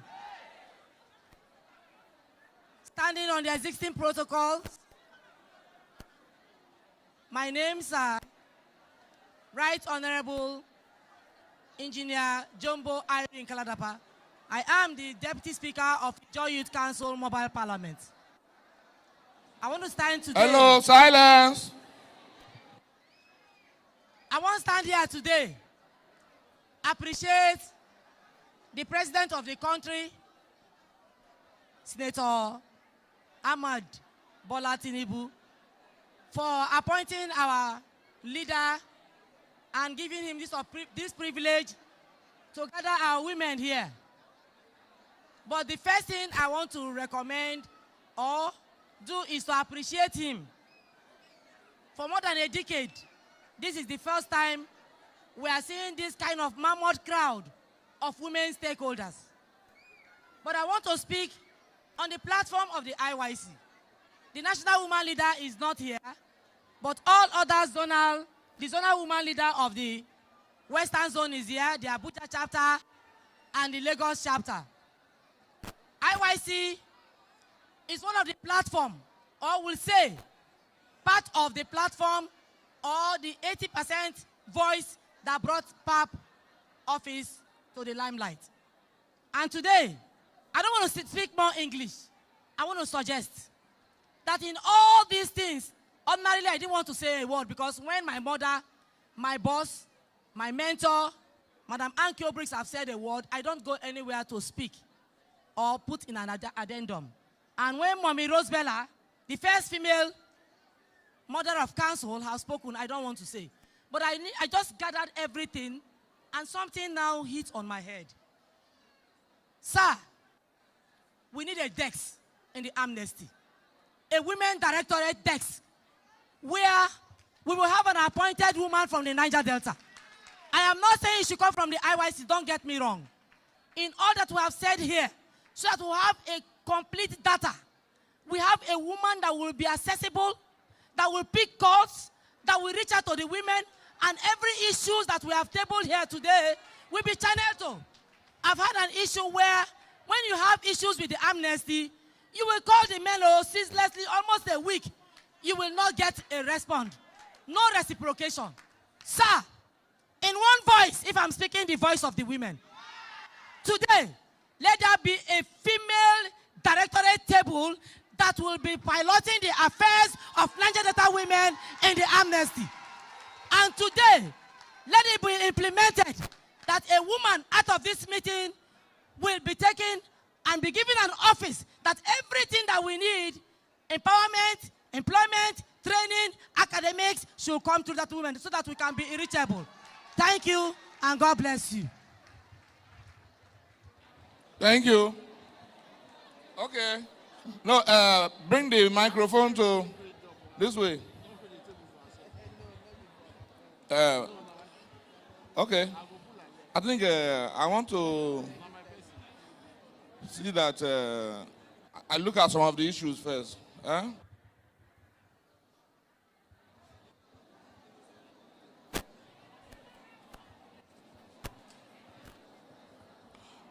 You're watching Baramatu Voice. Women, oh yeah. Okay. Our mothers, oh yeah.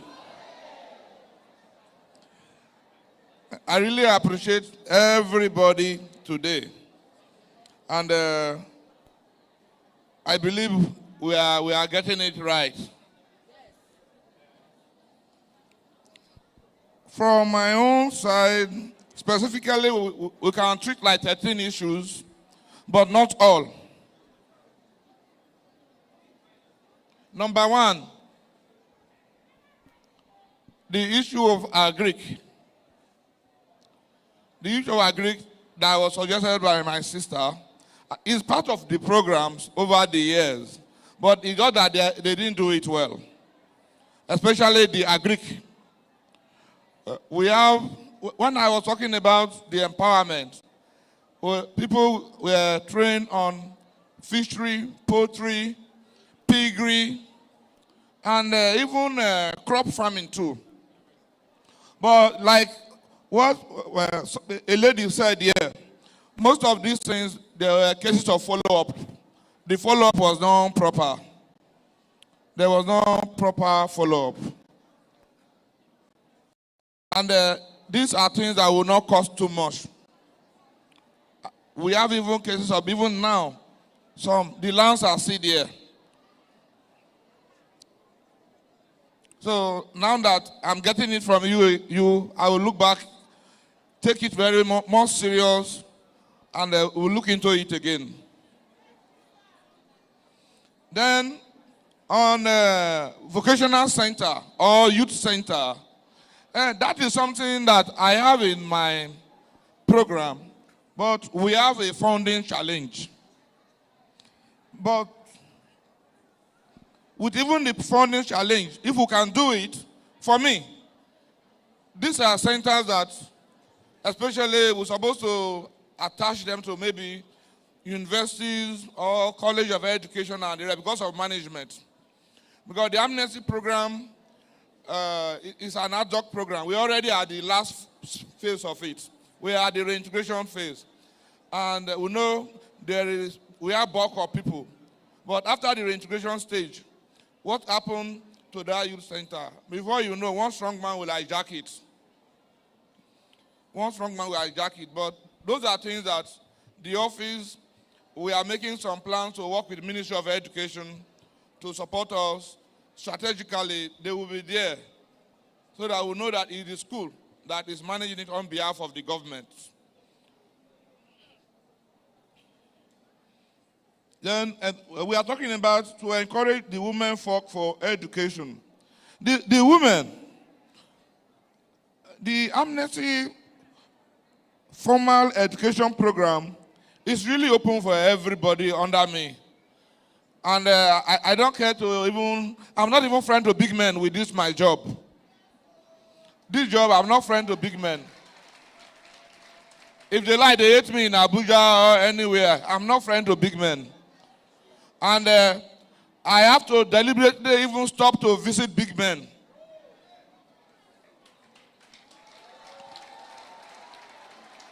Because all of them have interest to pocket the opportunity in this amnesty program. So I deliberately stopped to meet big men and big women. So I'm not their friend.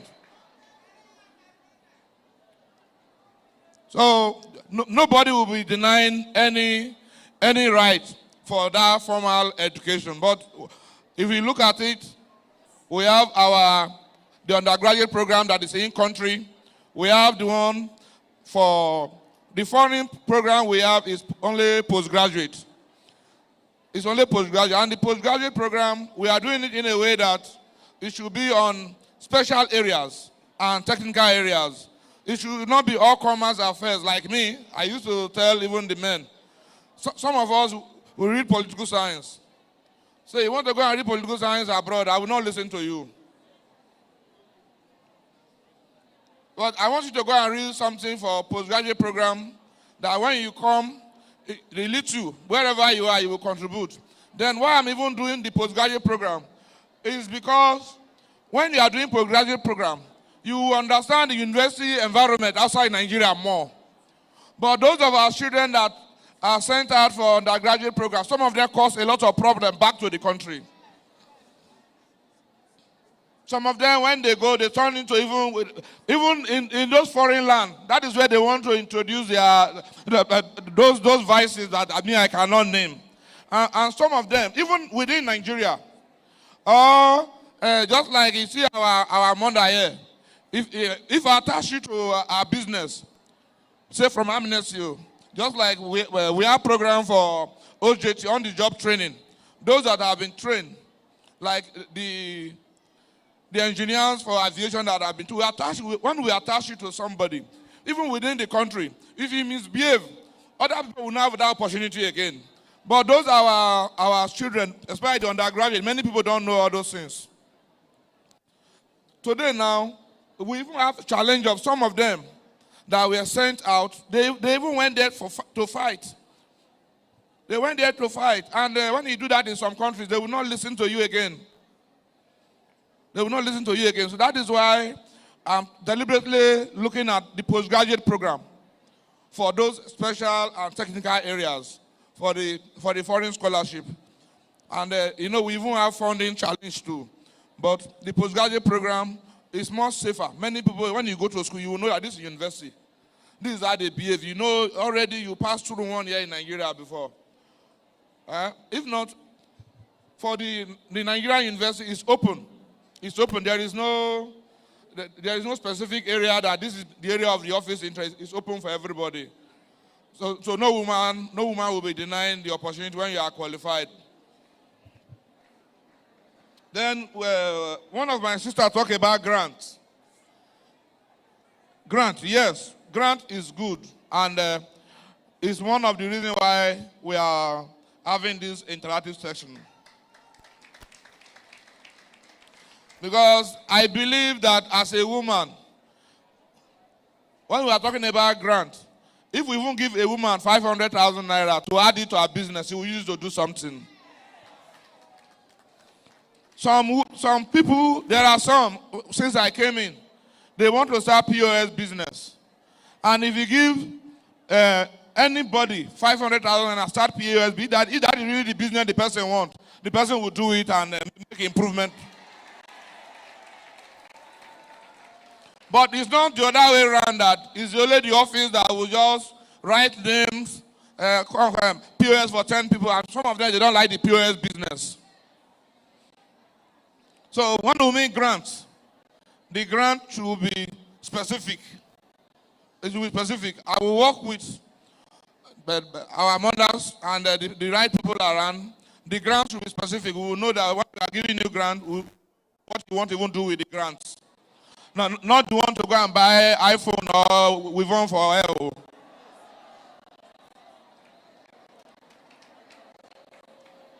Because they did the issue of a loan was done before.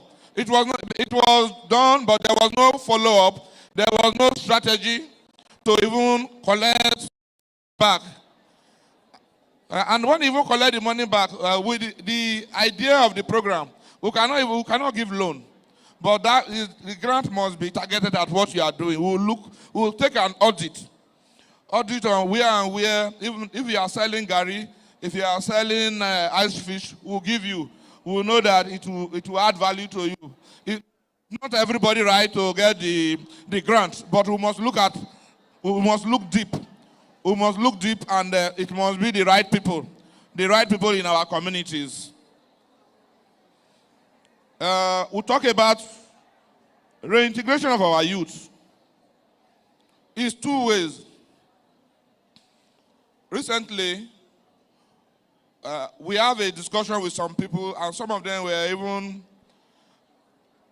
UN agencies on how we are going to tackle this substance abuse in our communities. And this whole substance abuse, if you look at it, it starts from even our primary schools. From the primary schools. Why? Why is it so? Like in our real communities, even in the cities, some of the schools, we don't even have teachers. Children will go to school. It's only maybe 2 times they will take lecture for the day. They will spend all the whole time running around everywhere. And that one, even parents too are not aware. Before, as a mother, I cannot talk even for the fathers, but as a mother, some mothers will even know.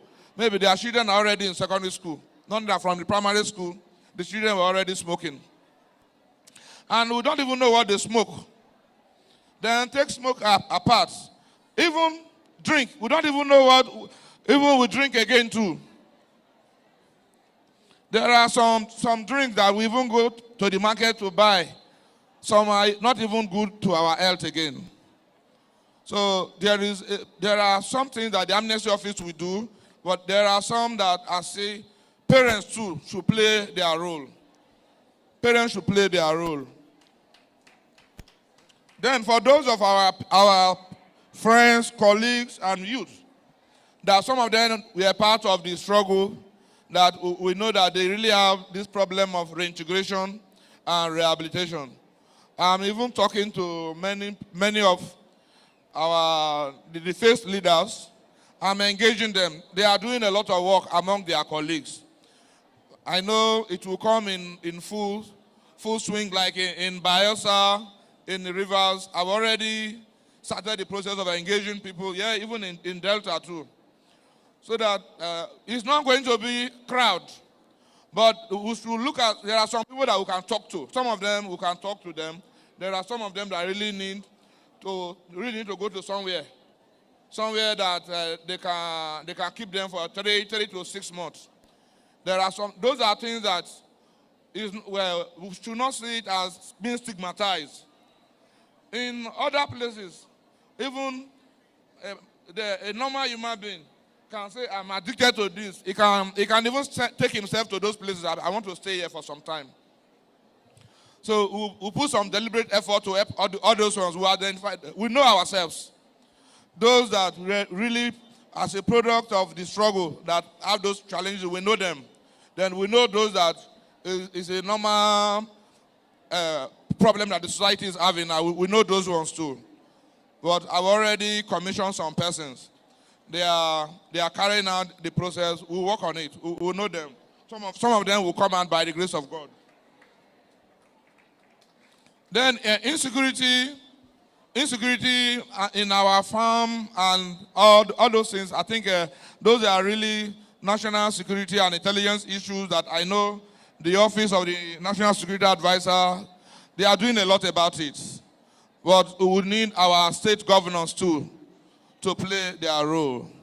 Because in my last time, I had some discussion with this kind of interaction from people in Ondo states, the Yoruba community. They were complaining about it. Our state governors too.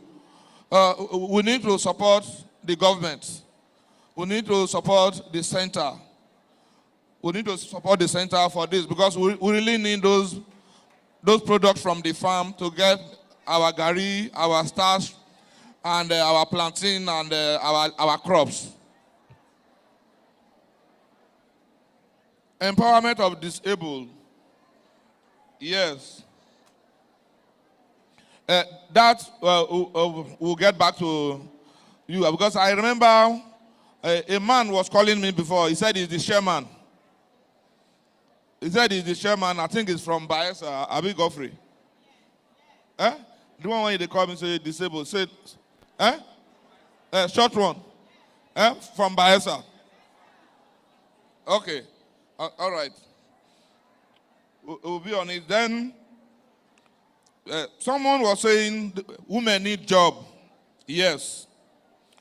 But there is no employment anywhere. No employment opportunity anywhere.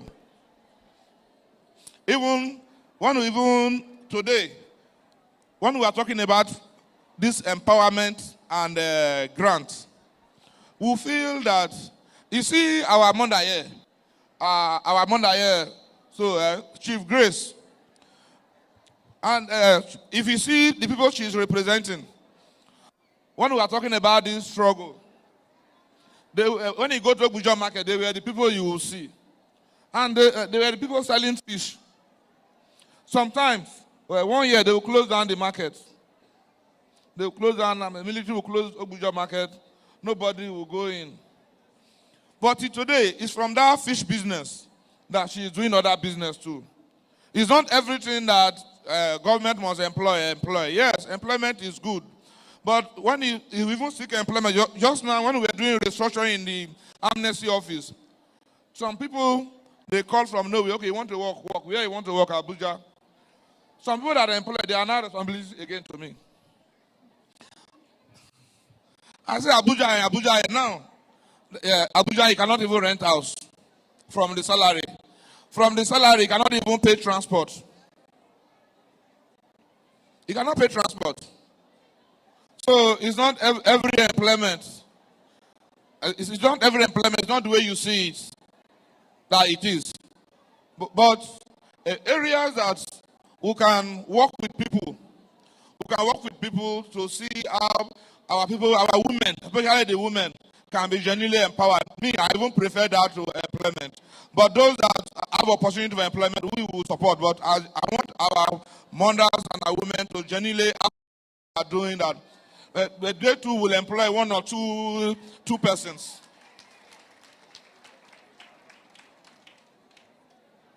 Okay, I'm talking about fight against substance abuse. Then follow-up activities for empowerment that the office is working on. Then setting up of factories. Setting up of factories actually is not within the scope of the amnesty program. Setting up of factories, we're supposed to do all those things with Ministry of Niger Delta, the NDDC. Then our one is to do advocacy. We already have the manpower. If you look at the records of the amnesty program, with proper follow-up, there is manpower. Many people were trained, but there was no proper follow-up. So we'll try to do that follow-up. Then the request for women desk. When we go back to the office, we'll look about it because they said everybody, all our mothers said there is need for women desk. But for me, I dey feel say make it not be like say they do segregation. Make them not talk say women I don't take. Make it not be like that too. This one I demand, so I will look into it, and I will consult. I will still make my consultation. I will consult even German Papa self. Our elder, TK Ogoriba, the pioneer president of the Joy Youth Council, is here. So I will still make my consultation. Women leader, I will make our daddies here, German daddies here. So my mothers, my sisters, my friends, and my women leaders, I thank you very much for today. And please, these issues that I just responded to, I will make sure I follow up everything here. Thank you.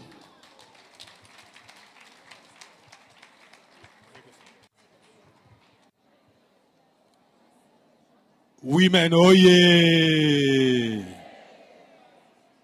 Women, oh yeah. We're going to clap for ourselves. Wow. Ona don't do well. Ona do well. Ona do well. Thank you so much for your participation. Before we move on to the next item on the program, I want to recognize the presence in solidarity with the administrator of the Presidential Amnesty Program, Elder TK Ogoriba.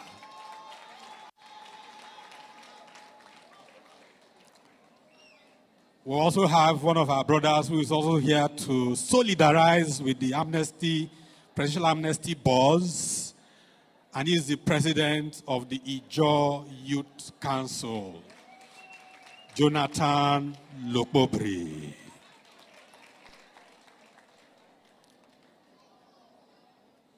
The administrator of the Presidential Amnesty Program, we want to move very fast with the rest of the programs as we bring it to a close.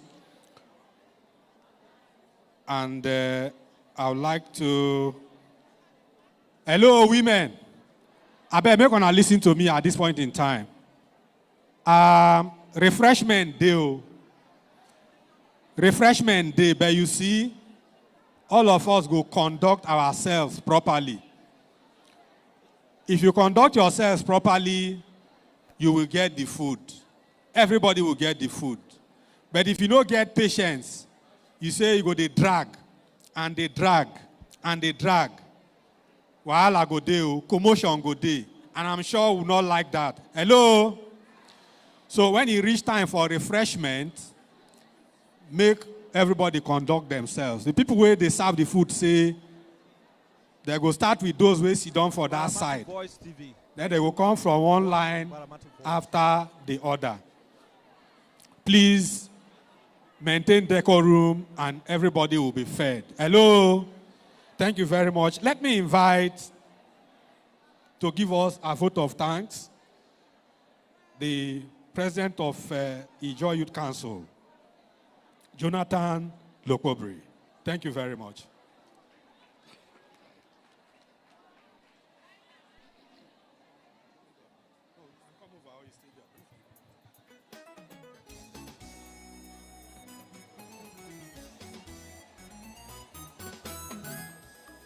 Niger Delta women, oh yeah. Izo, Asawana, our administrator of the Presidential Amnesty Program, thank you for putting this together to directly hear and understand the conditions of the women of Niger Delta.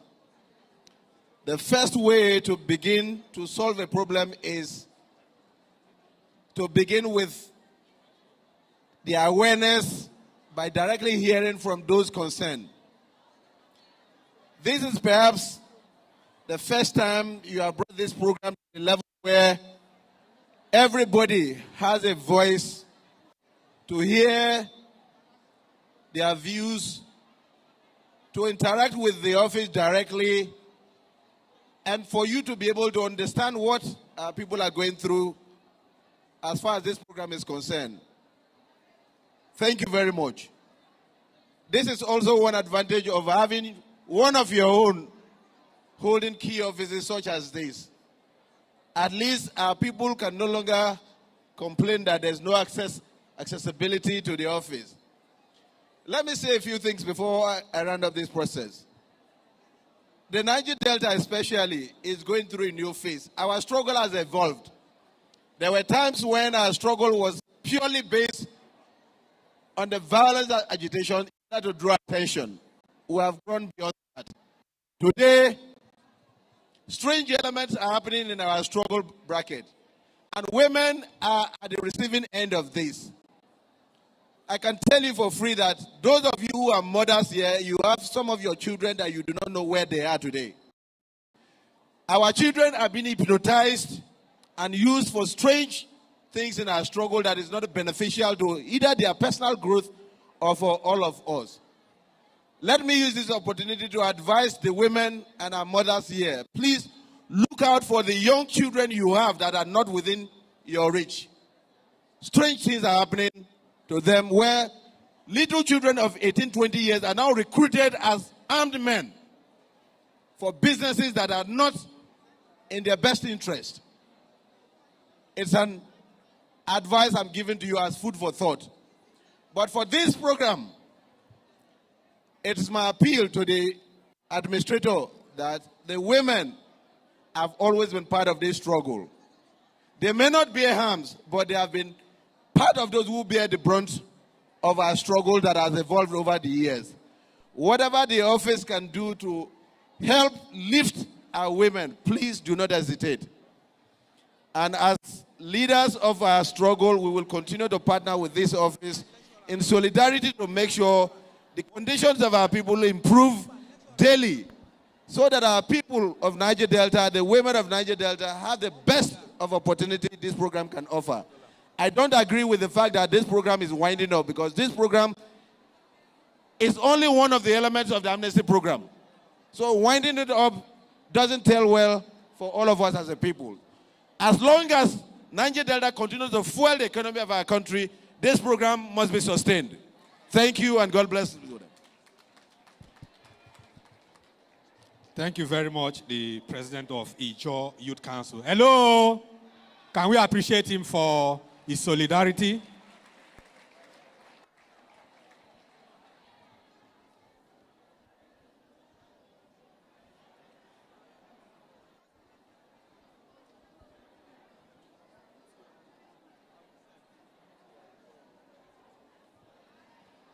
Hello. We will move gradually now to end the meeting today. Let me call on Beauty Warizowe. Just 1 minute. 1 minute.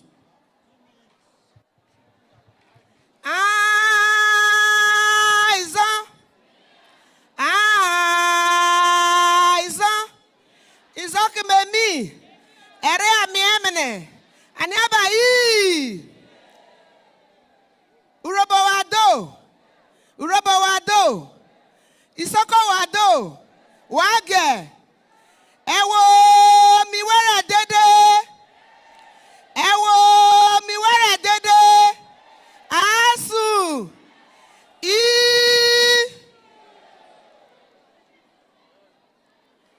My DG, sir, please permit me to stand on the already existing protocol.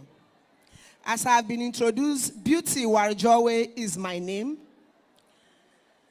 I am from Delta State, Baramatu Kingdom, Okarenkoko precisely.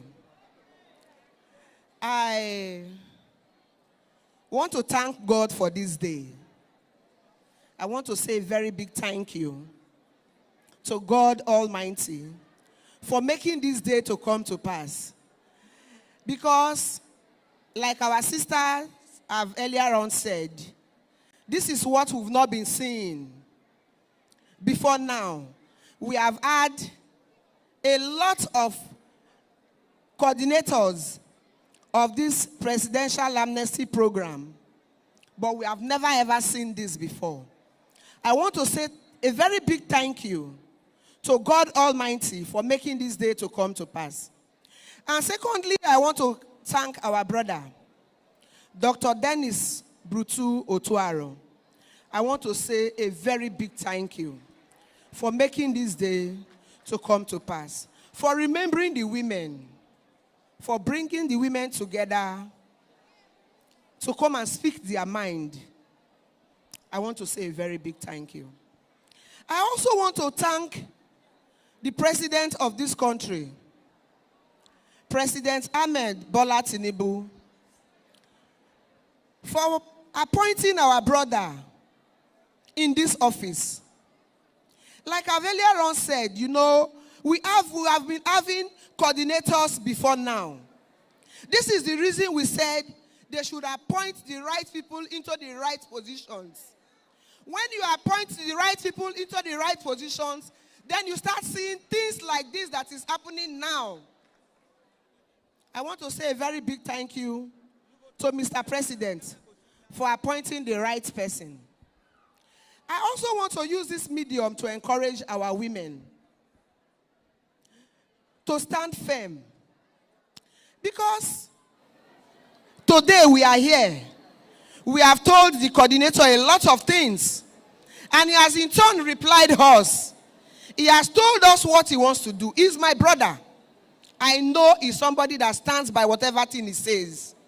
The promises he has made, there are things he will definitely approve and it will be done. I want to encourage us. It is not by saying include my name.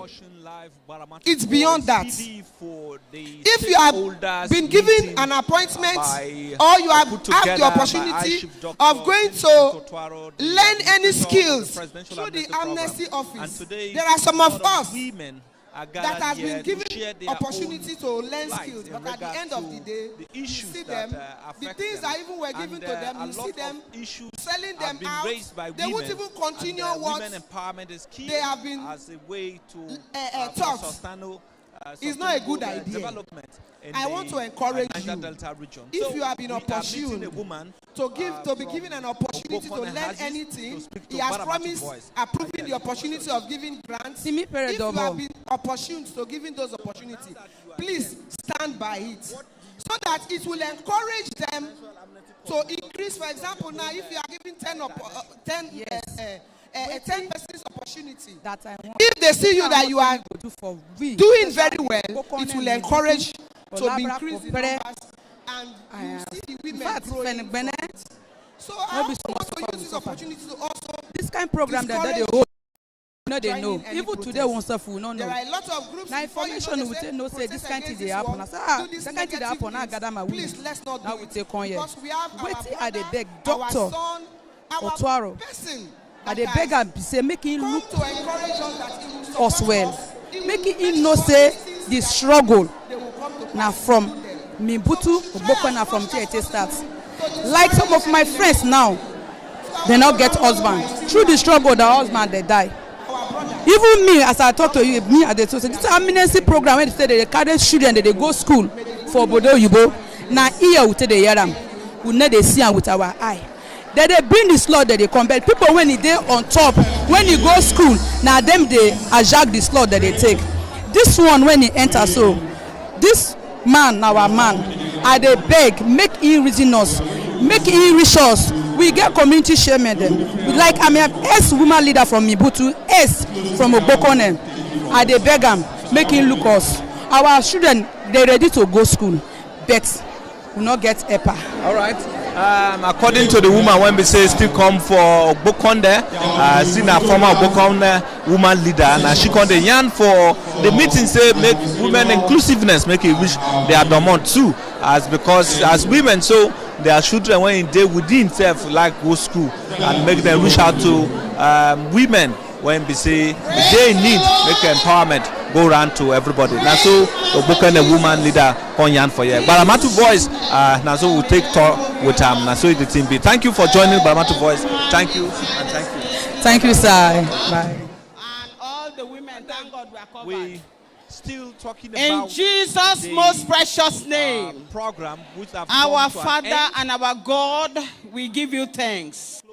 It is not by might, neither by power that we are gathered in this place.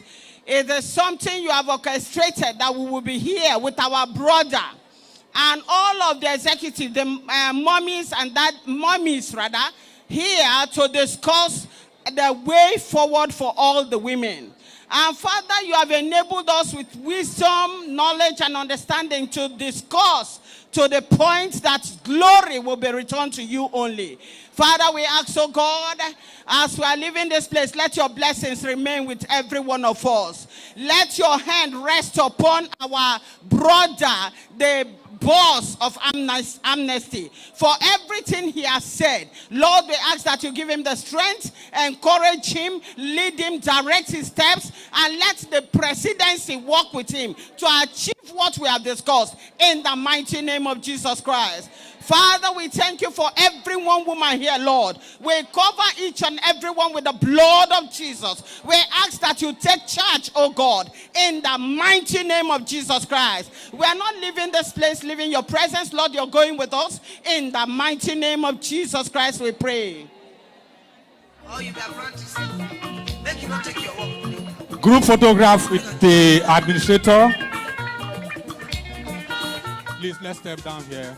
Yes, Baramatu Voice TV, and today the stakeholders meeting put together by the coordinator Presidential Amnesty Program. How do you look at the initiative and what's your recommendation? Well, this is fabulous. It is quite recommendable. Long awaited.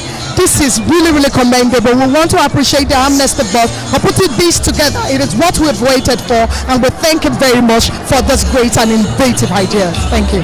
Talking about the way forward, your last word to the initiative put together by the coordinator. Okay, all of the suggestions that have been made by various stakeholders today, I want them to be deliberate about the implementation. Implementation of policies like this has always been our challenges. So I want them to making sure that all eggs must be on decks, but imbibing every professionals, every stakeholders to ensure that these policies are actually implemented. Again, we want to appreciate his deliberate act, his enthusiasm. We can see the encouragement coming down to the grassroots to talk and negotiate with these women. It is a good one, and we want to appreciate him for that. Your name? My name's Ambassador NTL Rans, taking our run, Shuku. Thank you very much.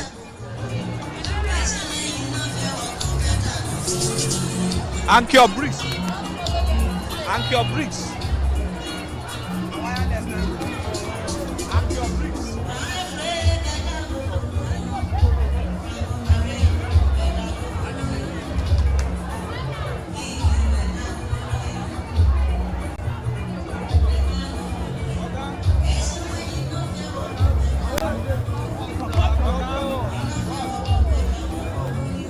Talking drum. Talking drum. How you doing? That's all you.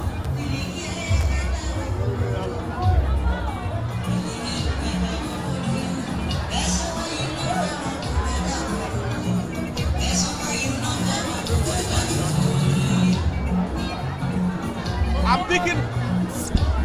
Come. I'm picking up your bricks.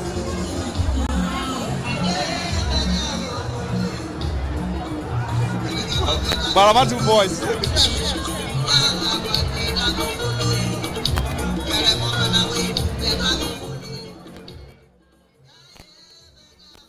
Today, the stakeholders meeting put together by the coordinator Presidential Amnesty Program. You said so much about the initiative. How will you describe today's initiative where Madman Grad come together for the way forward?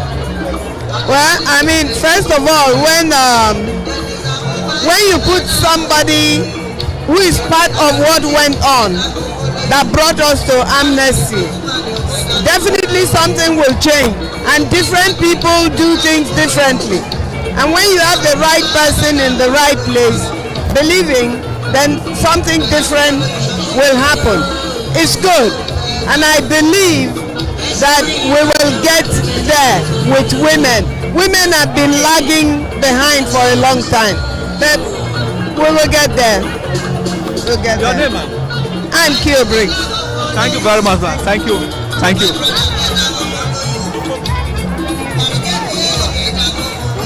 What is now? Go and snap them now.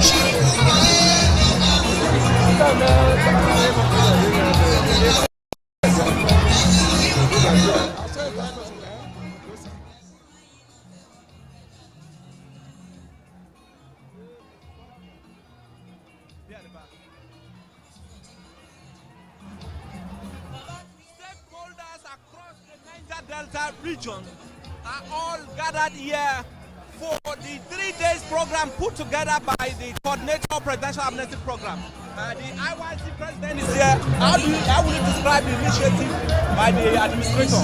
Well, it's women together here. It's a beautiful initiative. The best way to solve the problem is come to the people. When you come to the people, they will tell you how exactly they want their problem solved, and this is what he has done, and for me it's a good initiative.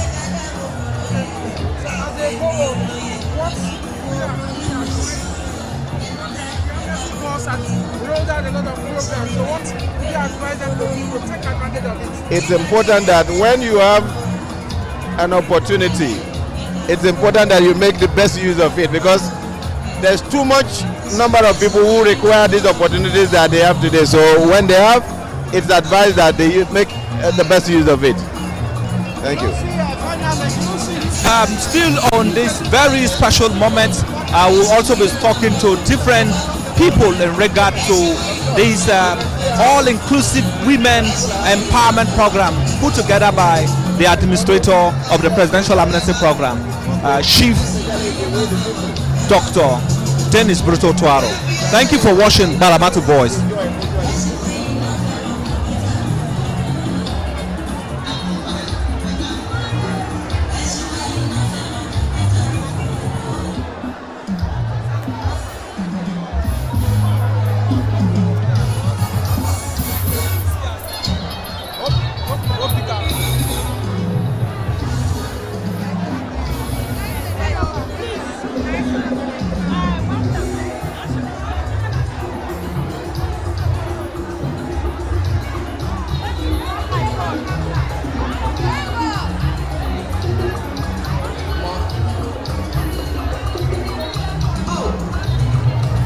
A very loud initiative put together by the administrator of the Presidential Amnesty Program, first in its kind, where women come together. What's your word in regard to this stakeholders meeting of women?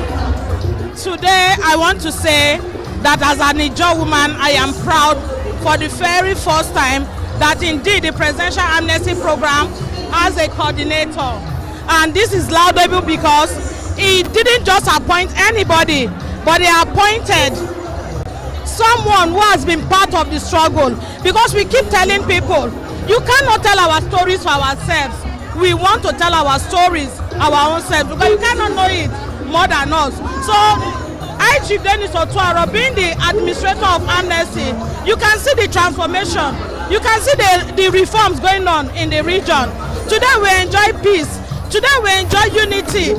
Everybody is happy. It's not about Ijo affairs, but you see the Urobo, you see the Shekri, you see the Ikwere people. So for me, I think we should give him a 98%. So we leave the two for the end of the program, or when he will hand over. Thank you. Your name, My name is Mrs. Rosemary John Odwane. Thank you. We appreciate you for joining the Baramatu Voice live broadcast for this special day. Thank you for watching. And still talking about the Presidential Amnesty Program, where the activities of women empowerment is key, as well as women come together from different states and kingdoms to put it together the way forward, as women empowerment is a very special way for economic growth and at the same time bringing peace and harmony in the Niger Delta community. Yes, joining us again, another very prominent woman. Yes, today the administrator has put in a very loud initiative of gathering women from kingdoms and states. How will you describe this initiative? I will describe today as a very great day, a very perfect day. This is what, as Niger Delta women, this is something we've not been seeing. This is something we've not been seeing. And the women are very, very happy. We are very happy to see this day. And this is the reason we have said they should appoint people that's the right people for the right positions. Because then Otuaro is the right man for this position. He knows what to do. And that is the reason he has done what he's supposed to do. And you can see the crowd of women that are here today. These women you are seeing here are from the various states in Niger Delta. So, because the right person has been appointed, that is the reason we are seeing today. And we are celebrating today. We are very happy. Madam Beauty Wajowe is my name. Thank you for this joining Baramatu Voice. Thank you. Yes, according to her, when you appoint somebody who understands grassroots leadership, somebody who believes in the people, definitely will do a great thing. That is what the footprint of High Chief Dr. Dennis Otuaro. Thank you, and we'll be talking to more persons on this regard as the women all.